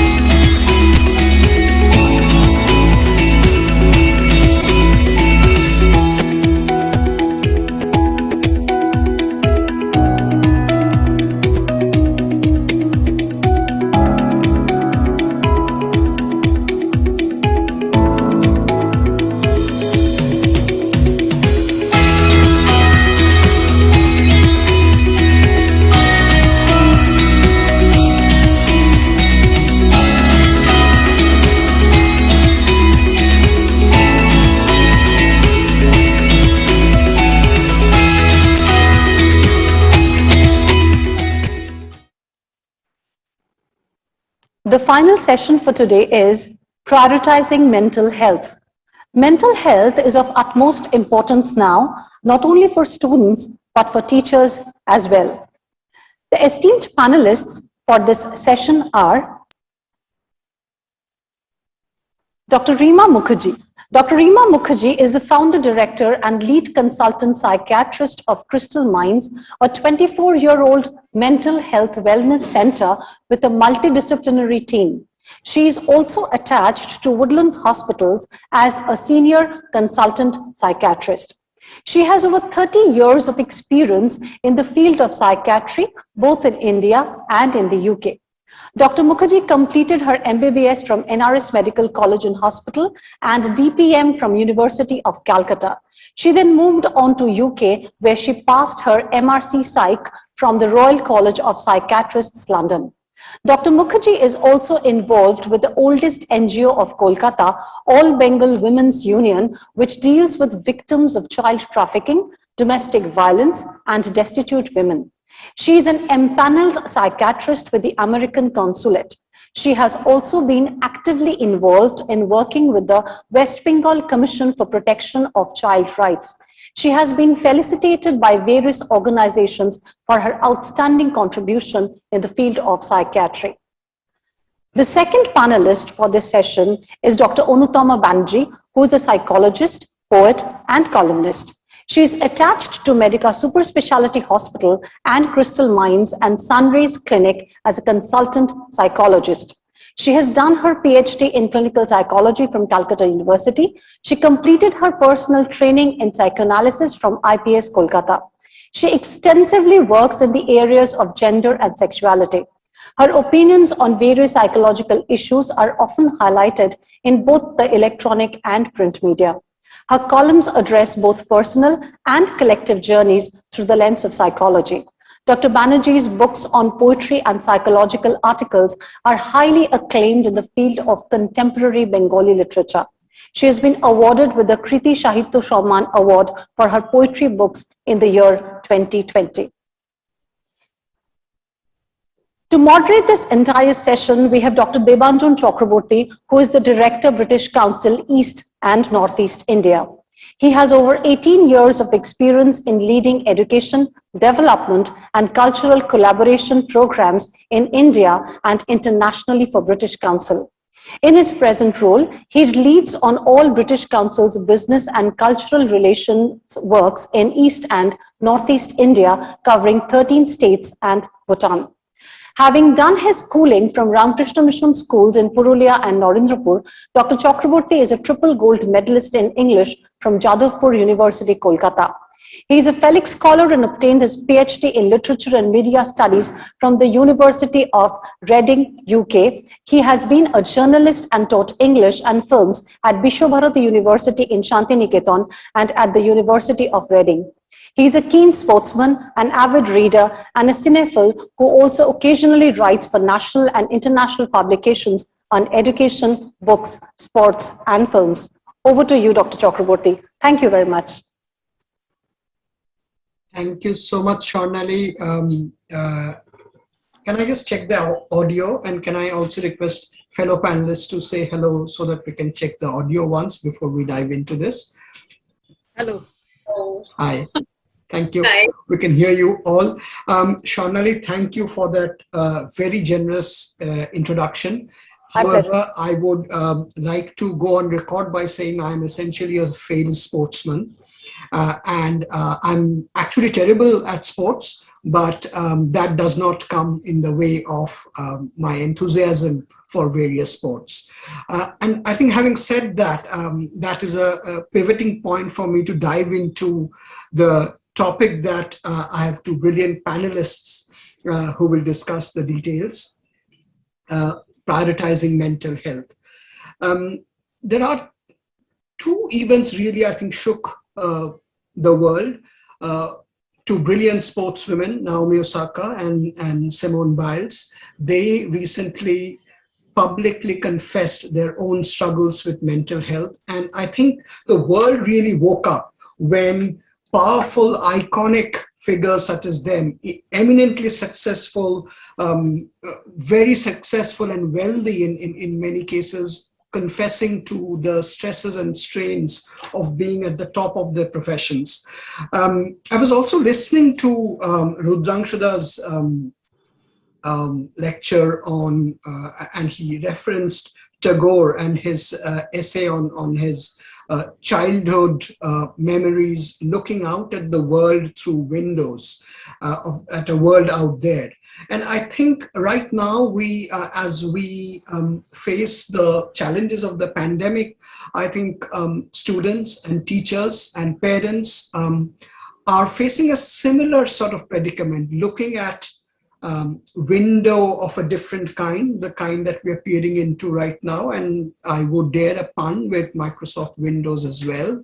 And I think this is the kind of context in which I think prioritizing mental health has come into focus. During the last year and a half, I think all of us have suffered ourselves, have suffered grief, bereavement, stress related to a variety of things. So I think I would like to invite the panel to reflect on this particular context in which mental health has assumed such great importance. My first question is to you both, really. I think this is primarily for lay audiences such as myself. What is the difference between psychiatry and psychology? If I could invite Dr. Mukherjee to go first on this. First of all, thank you for asking me to join this very esteemed conclave. And secondly, on a topic like prioritizing mental health, which is really a very, very important and burning issue right now. So, and thirdly, for this question, because I think Anupama will agree with me that most people don't know the difference. Even doctors who ought to know, because psychiatry is a specialized branch of medicine. Even doctors, medical doctors are not aware about the differences. So it's a wonderful question to start with. Basically, psychology and psychiatry both fall under, we are both in called mental health professionals, broadly. We both treat mental diseases, illnesses, and we also focus on mental well-being, but the mode of treatment is different. So I come from a medical background. Being a psychiatrist, I treat largely through medication. So psychiatric illnesses which can be treated with medication or require medication is what psychiatrists do.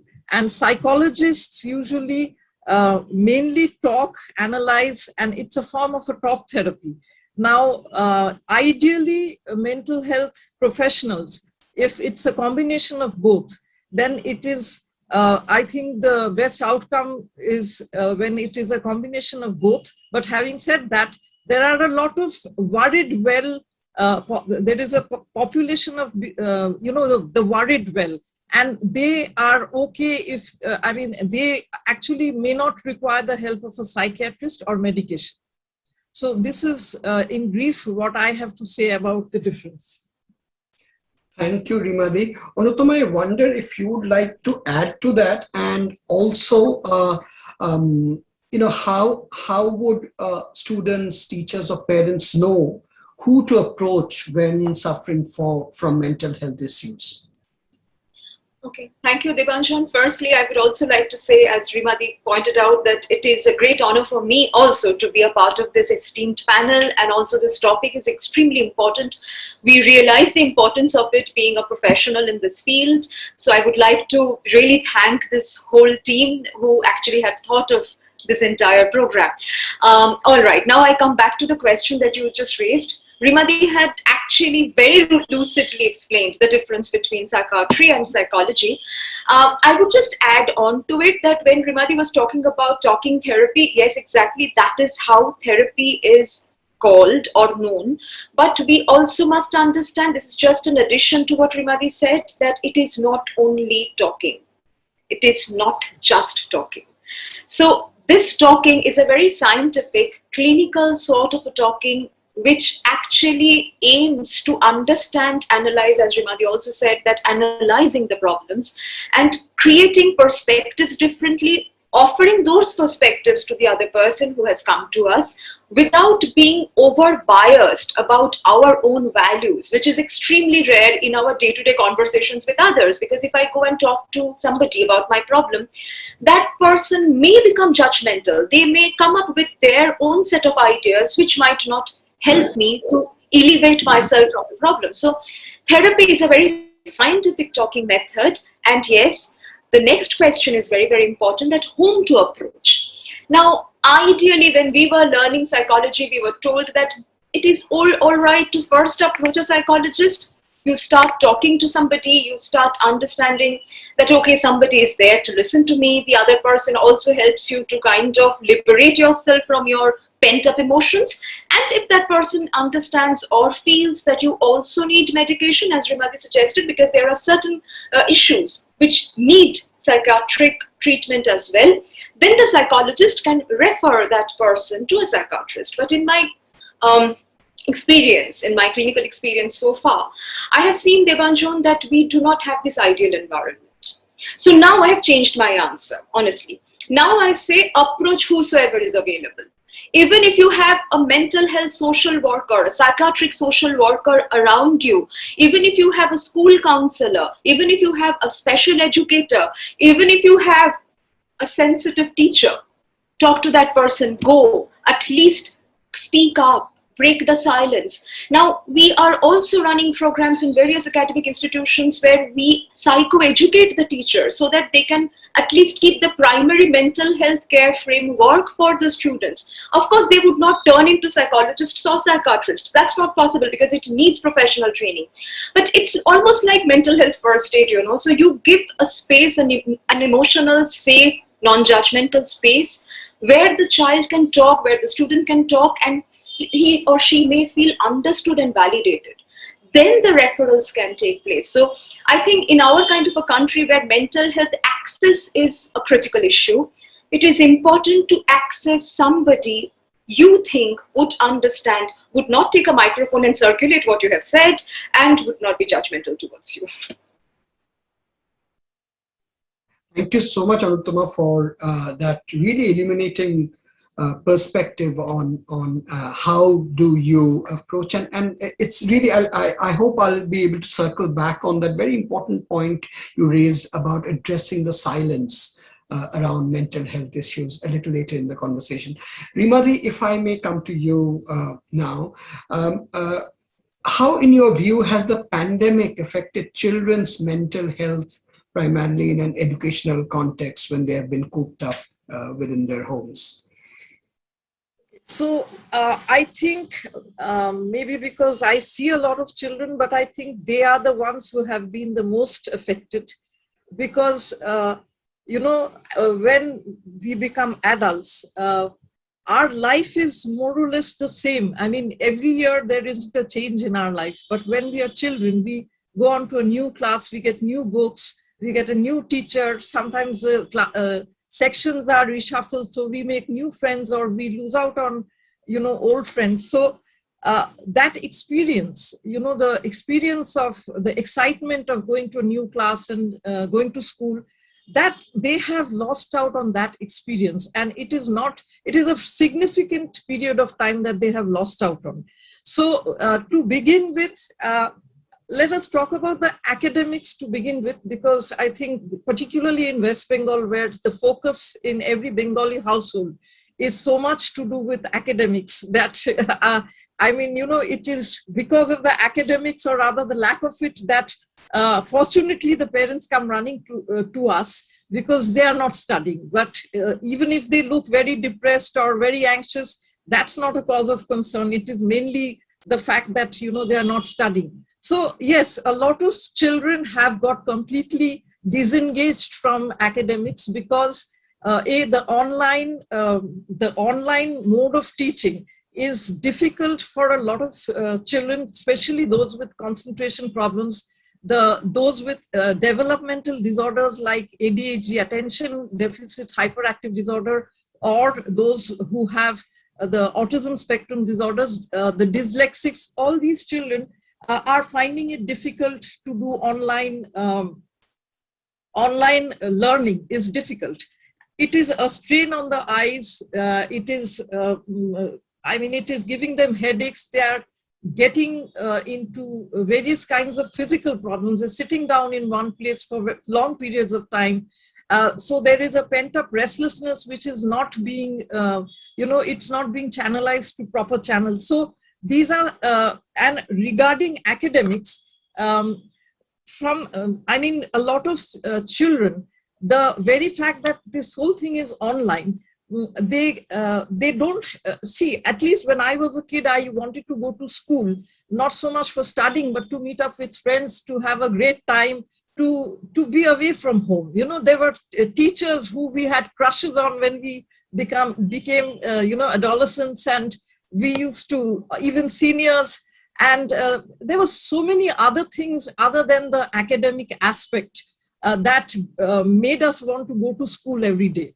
And that is one experience that these kids are losing out on. And they are sitting at home, and the whole day they are, especially if the parents are there, they are being nagged about the fact that they are not studying. So the whole disengagement from academics is taking place. They are not able to also gauge their, assess their level of how much they've studied, or how much they have actually the knowledge that they are supposed to be acquired.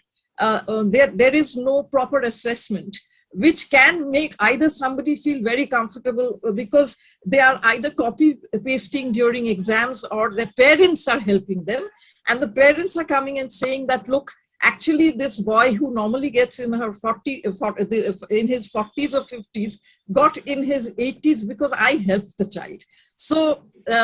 So this is something that is also very dangerous, because there are some children who are getting into a mentally comfort zone, feeling that, I am doing so well. Oh, fantastic. So that's one area that one needs to think about.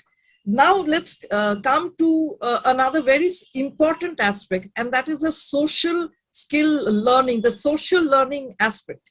See, when we are kids, we play, we fight, we I won't talk to you, I won't talk to you, you're not my friend, you're not my friend. And then the next day we share tiffin and we make up. So conflict handling is something that we learn. We learn how to, we go through a certain discipline. We go through also that we learn the rules of the game. We learn to lose out when we are playing in the playground. And those experiences are the experiences that we learn through interacting with other children is something that they are completely losing out right from the start, when children start going to school from a very young age. So they're losing out on that experience. And as a result, a lot of them are becoming withdrawn. Initially they were missing out on their friends, but now they've got used to the fact that they've become very withdrawn, or they are not, like chatting with their friends while the class is going on. They are they are muting themselves, they are switching off their video, and especially the older children from secondary school onwards, they are kind of chatting with their friends, and they are into all kinds of interesting activity. But this is still not the same as, face-to-face interactions and face-to-face, the skills that we are supposed to develop while in school. Lastly, what I would like to say is that in the pandemic, there have been a lot of families who've been affected by the corona. They have seen deaths. They may have lost a grandparent or a parent, and there is a lot of anxiety there. So often adults don't realize that when they are talking about somebody's death or somebody being ill and being admitted, the anxiety that is generated in this child, and who is possibly not able to verbalize that. So a lot of these children are becoming extremely anxious, or extremely depressed because they think there are a lot of sincere students who are very anxious about their future, about their careers, exams, etc. And a lot of them are anxious about the health situation, and they are very panicky the moment somebody steps out of the house or they hear some bad news. And a lot of the parents, they are so they are so caught up in their own troubles, their work from home or the extra work at home or their financial crunches that they're going through, that they may not be able to figure out that this child is actually becoming very anxious, is not sleeping, the routine has been hampered, the child is not going to bed at the right time, they are eating junk food and putting on weight. So all these things are also something that has been noticed in children.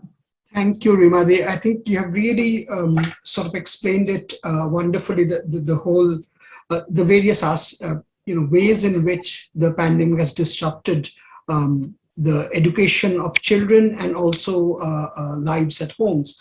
Anupama, again, on the back of this question, if I may ask you, how has the pandemic disruption affected young adults differently? How has it affected the teachers differently?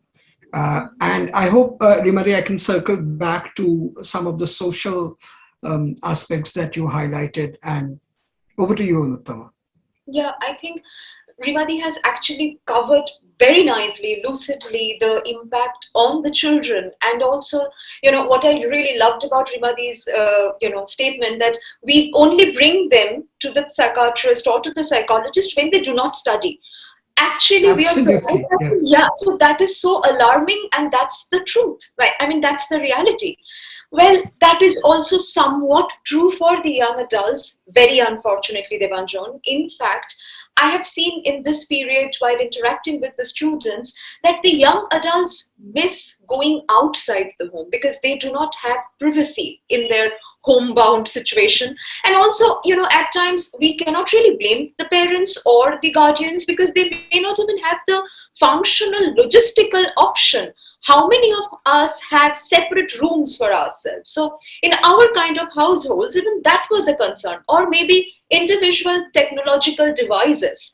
Maybe parents also are working. They are also working from home. They need to access the same device.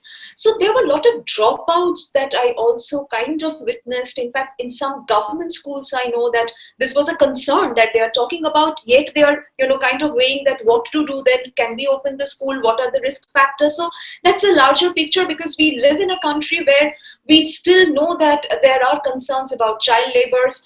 Girl childs are dropped, particularly when if there is a choice between a boy child and a girl child, whose education will be prioritized? Even in our country today's time, we know whose education is prioritized. So that's there. But coming back to the young adults, I would highlight few issues. I think they are emotionally alienated from their parents in most cases.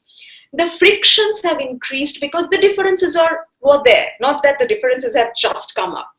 Differences were there, but at least they had the respite.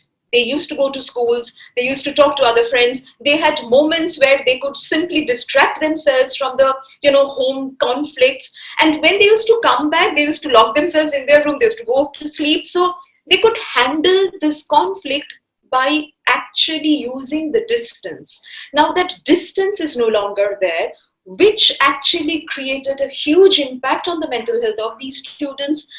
Parents often complain that she's constantly with her phone, he's constantly with her phone. Now, I often say that, maybe this is the only mode they have to connect with their friends. Why do we take it away from this child? Because as Rimadi was very correctly saying, that the social mixing, this interaction, chit-chatting with the friends, even fighting, resolution of that fight, those physical proximities are now not available. Let them at least talk to them through video calls and other modes, because then they would at least have somebody to hold on to emotionally. Also for the young adults, another thing I experienced while talking to them, Debanjan, that there is a kind of sense of pointlessness creeping in about academics because we work or we are involved in a very assessment-based academic structure. That you study, the exam will take place on such and such time, You qualify, you go to the other level. This whole certainty, this whole structure is jeopardized now. So students are often saying that, even as Rimadi said, that some of them are manipulating during the online exams. Even the young adults are doing that. They are clearly saying in the sessions that, ma'am, you know how I qualified. Ma'am, you know how I got this marks. I also know, they also know, but they are similarly worried that since my learning is incomplete, I did not learn well, particularly for those subjects, Debanjan, where practical classes are required, lab classes are required. Nothing is happening. So again, there the students are actually worried that then what is the point of me going to that level? Or even if I study, if I know that I have no idea when the exams will take place, at all the exam will take place or not. Acha, if I don't even know that if I qualify, if I want to apply in those colleges, before that my results will come out or not. This whole uncertainty is making them feel absolutely pointless about their academics, which is worrisome because sometimes they are only thinking that perhaps it's just a routine, it's just a mundane process. My teachers have asked me to be, online and do certain things, so I'm doing it, but they're not emotionally involved. Also, there is some sort of, disengagement and some sort of dehumanization because we don't get to see each other. So naturally, there is a sense of disconnect. When teachers are not being able to create that environment, it is almost impossible because we are just seeing the names, just those names, not the faces. So those students who needed to be somewhat connected through the eye-to-eye contact, through conversation, we miss out on those areas as well. But some students, I would also add, are really enjoying this environment. Those students who were bullied in schools, colleges, who were introverted, who were marginalized, who always thought that I am already isolated, alienated in my schools. These students are worried that once my college opens, oh ma'am, again I will have to face them. I think this is also an important, I would say this is we should take this very carefully, that in that case, we are still not being able to create a safe environment for all the students, which is why some students are happy in a way. They feel safe that they do not have to confront those friends, those academic, pursuits. So this is more or less the picture that I'm kind of seeing while dealing with young adults. Thanks, Anutama. And hold on to the thought, please, on some of the brighter sides, maybe very few, but of this disruption and around mental health issues that this has thrown up. Rimadi, Anutama almost alluded to this situation that we are living through, quite ironically right now, almost being in a video game-like situation. We are playing for levels. We are just faces on a screen, names on a screen, and there's been a huge upsurge of usage of digital devices as a result of the pandemic. What impact has this kind of total immersion in technology has had on mental health issues? So one of the things is that prior to the COVID, prior to the lockdown and pandemic, it was even then there were the older children who had access to the mobile, and everybody was told, all the students were told, till class 10, you don't need to have a mobile, you don't need to be on the internet except for doing projects and things like that.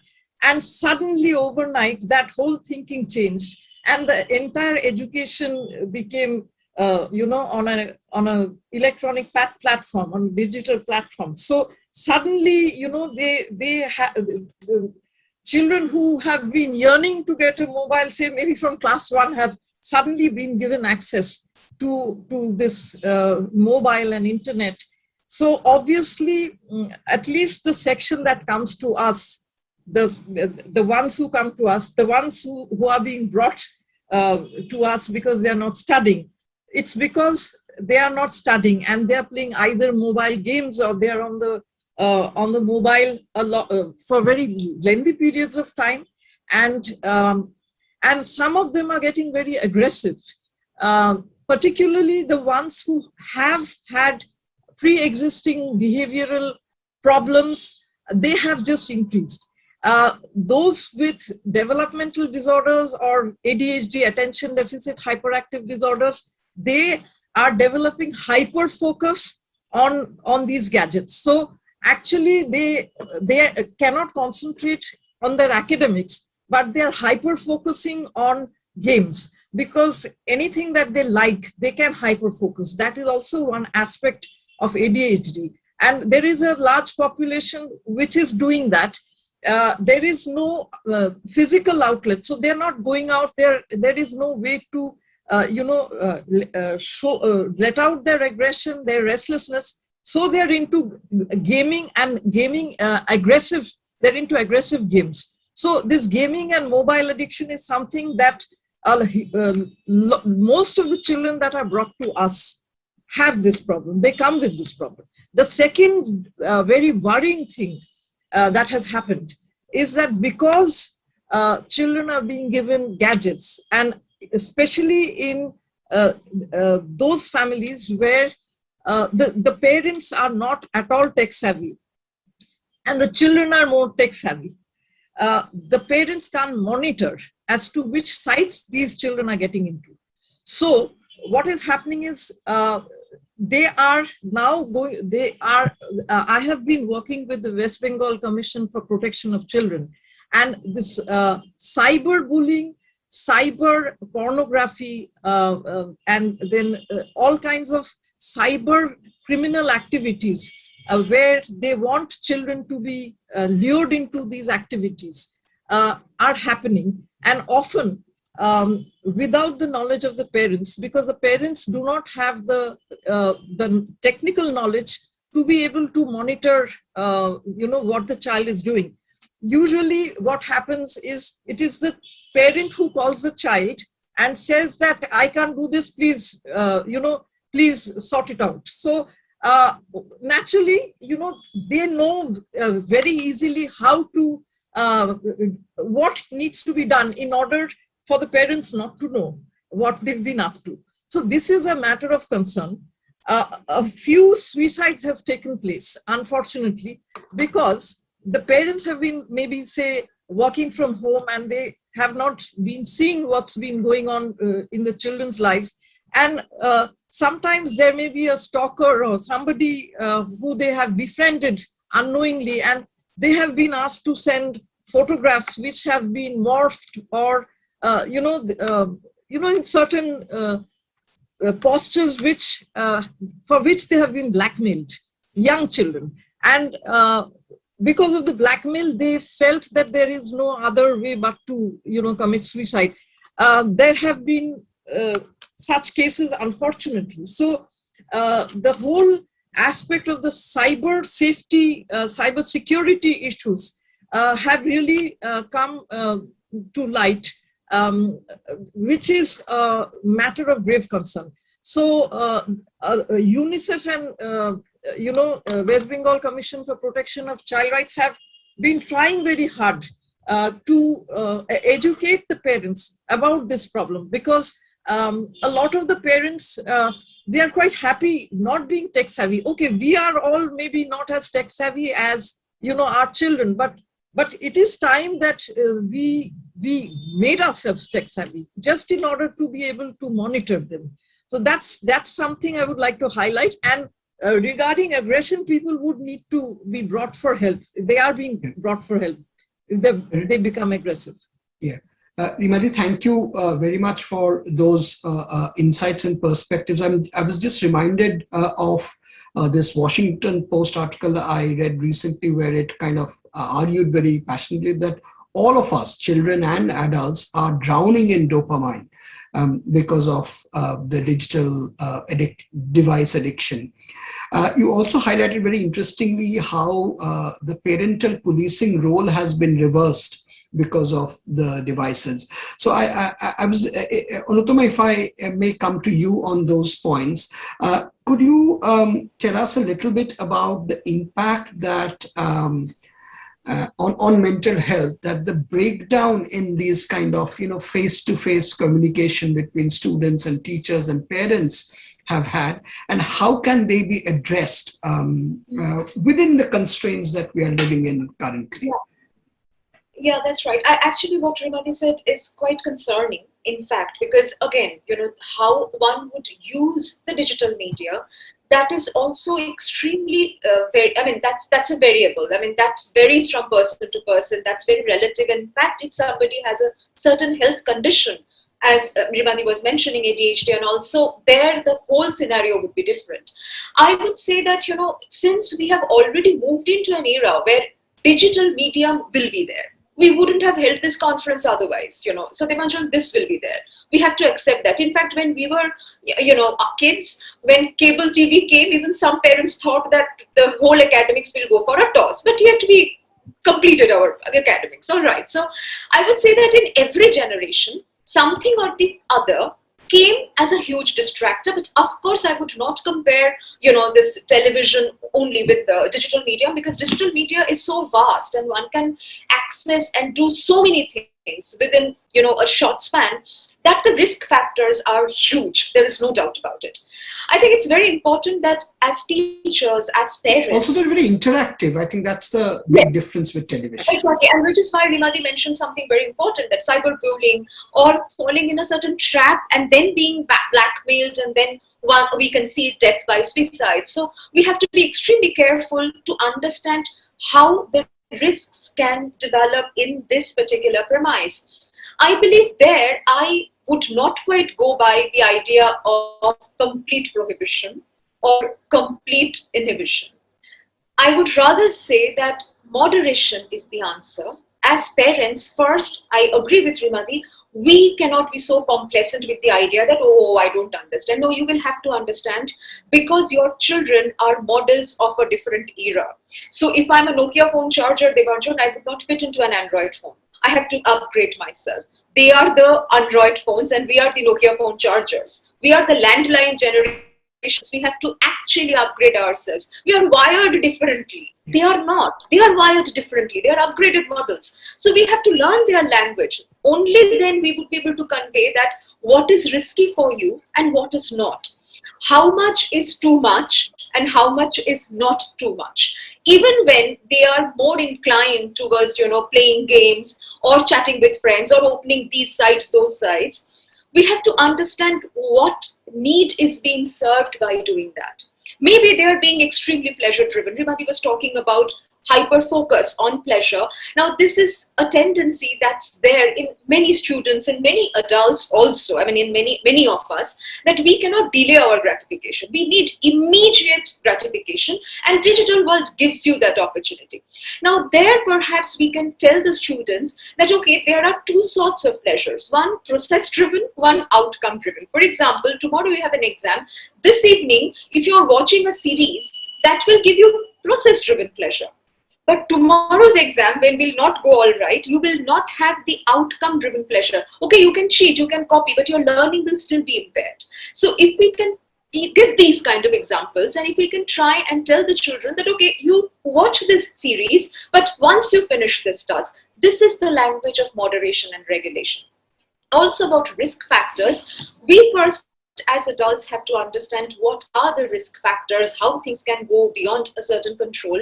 But I think it is also important, Devanshan, that we should create an environment at home where I can tell my child that if you see that you have goofed up, please come and tell me. If you are being blackmailed, if anything happens which you are not being able to handle, do not be embarrassed, do not be ashamed. Okay, I will be upset, of course, but we'll deal with it later. First, I will save you, because there are provisions to save you. This information should also be given to our children, particularly if the young adults need to know their legal protection rights. They need to know that if they are being blackmailed, if they had sent a picture to somebody and it's being mobbed, or not mobbed, they were making out and they took pictures, and that picture is now being used because she wanted to come out of the relationship. We get to hear these kind of, and Rimati is also aware, so am I, because we get to see these kind of cases. Now we have to tell that person that you don't have to be so ashamed that you are now staying back in this abusive relationship because these pictures will become public. You can still go to the cyber crime department. You can lodge a complaint. You can talk to your parents, and parents will also have to support there. I think that's also very, very important. Another thing which you mentioned about teachers and parents, in fact, in the last question, you also asked me that how is this impacting the teachers? Teachers are also being highly challenged in this whole environment because they are not sure whether students are actually attending or these are just the names popped up in my screen.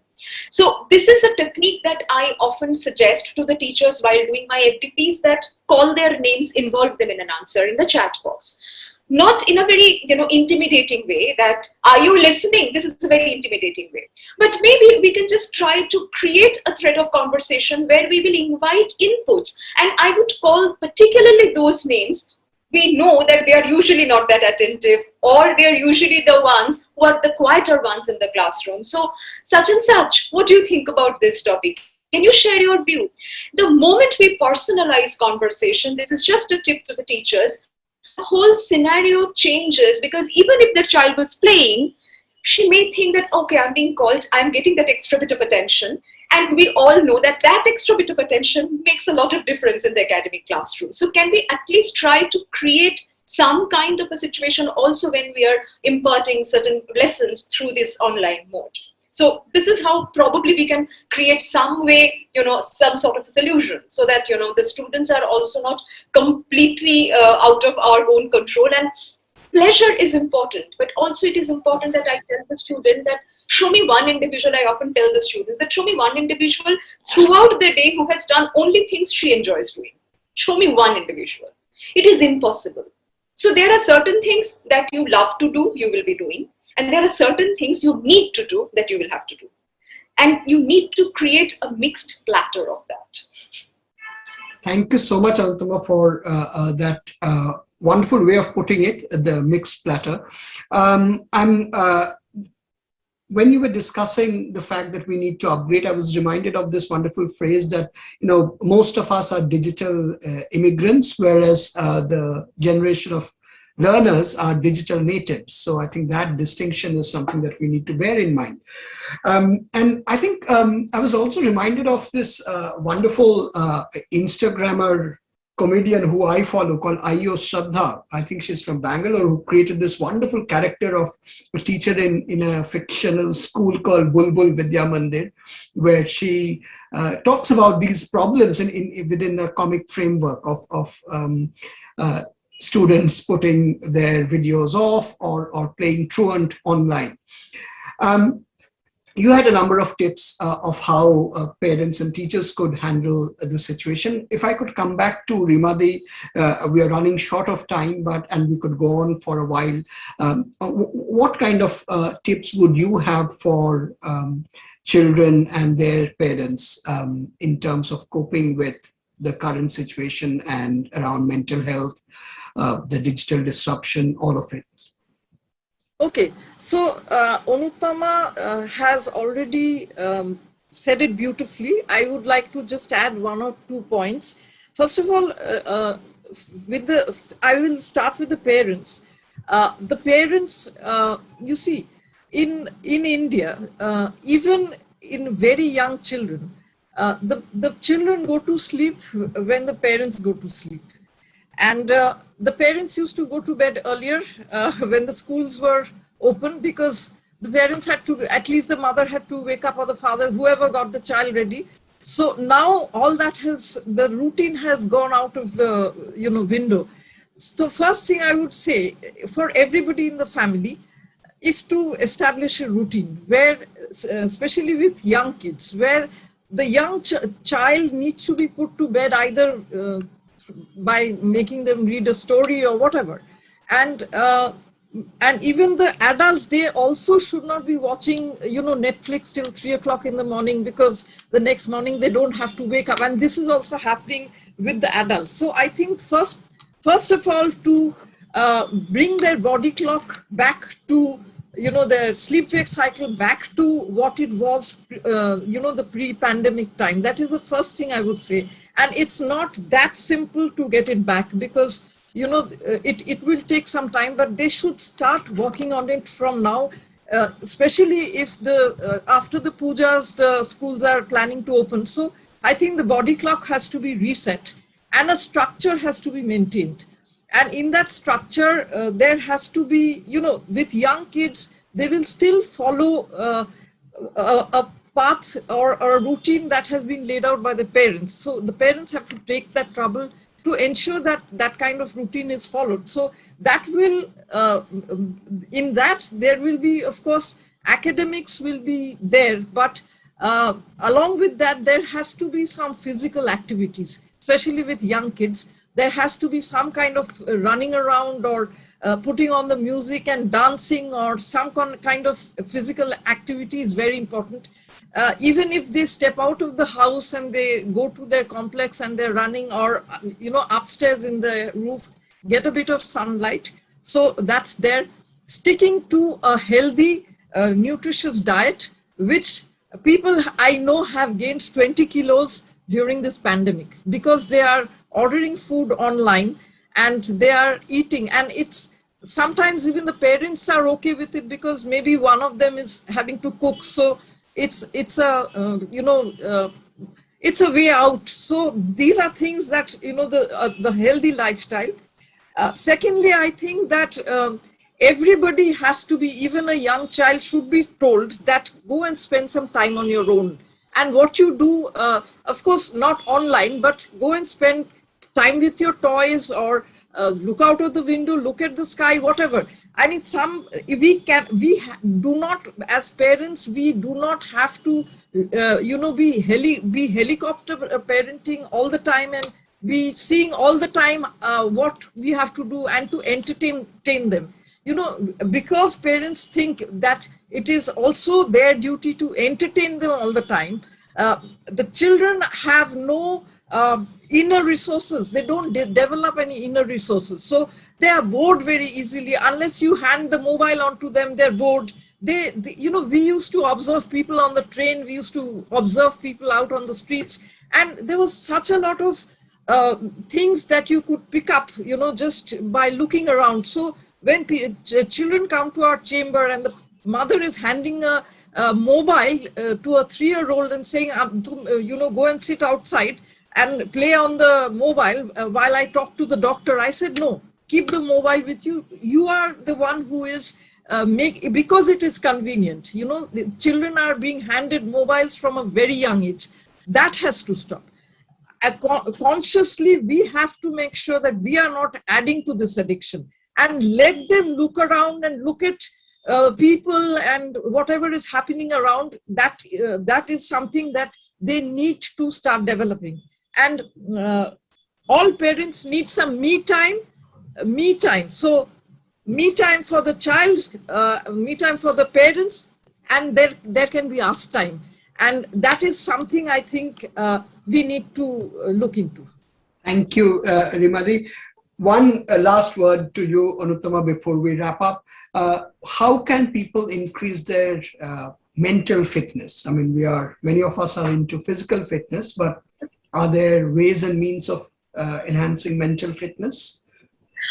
Well, Debanjan, I think even that differs from person to person. Perhaps the way Rimati would ensure her mental fitness, the way you will ensure, the way I would ensure may not be exactly the same with another person, maybe much younger or older to us. But coming back to our topic, and if we consider the students, the teachers, the parents and their mental fitness, I would highlight 2 areas that mental fitness is important. First, we all have to acknowledge that because we have become the slaves of our tasks. It is not a task-driven life. Academics have also become like that, which is exactly why we are so badly impacted. Maybe it's time that we tell the students that, okay, your assessments are jeopardized, but what about your learning? Your learning can still continue, because even if you qualify by cheating, tomorrow if you're working in an organization, your expertise, your knowledge will be required there. So if you are losing out on that, you would be the worst sufferer tomorrow. So perhaps a shift needs to be told, needs to be, uttered by the parents, by the teachers, that we need to realign them.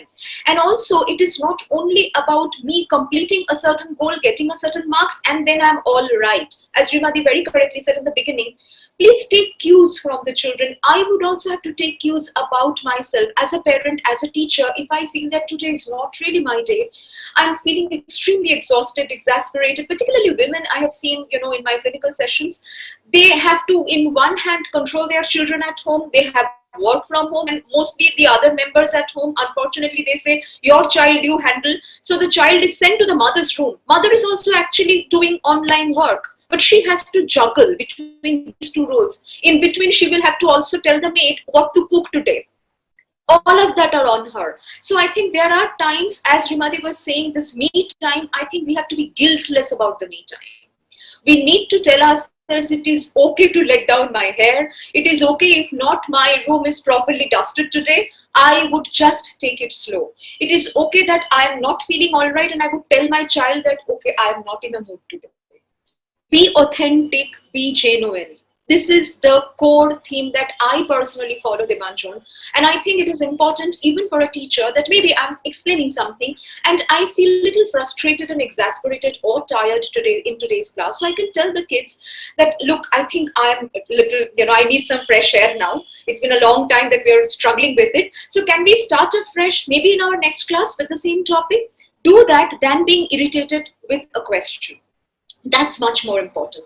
The moment you acknowledge the fact that I am not feeling all right, or I am bombarded with anxieties about health and this and that, it is okay to feel that way. Do not run away from your negative feelings. And I would also add on something, because they did mention about, in the families, we have seen losses in the second waves. Children are also experiencing bereavements at a very early age these days. After the second wave, we've seen that.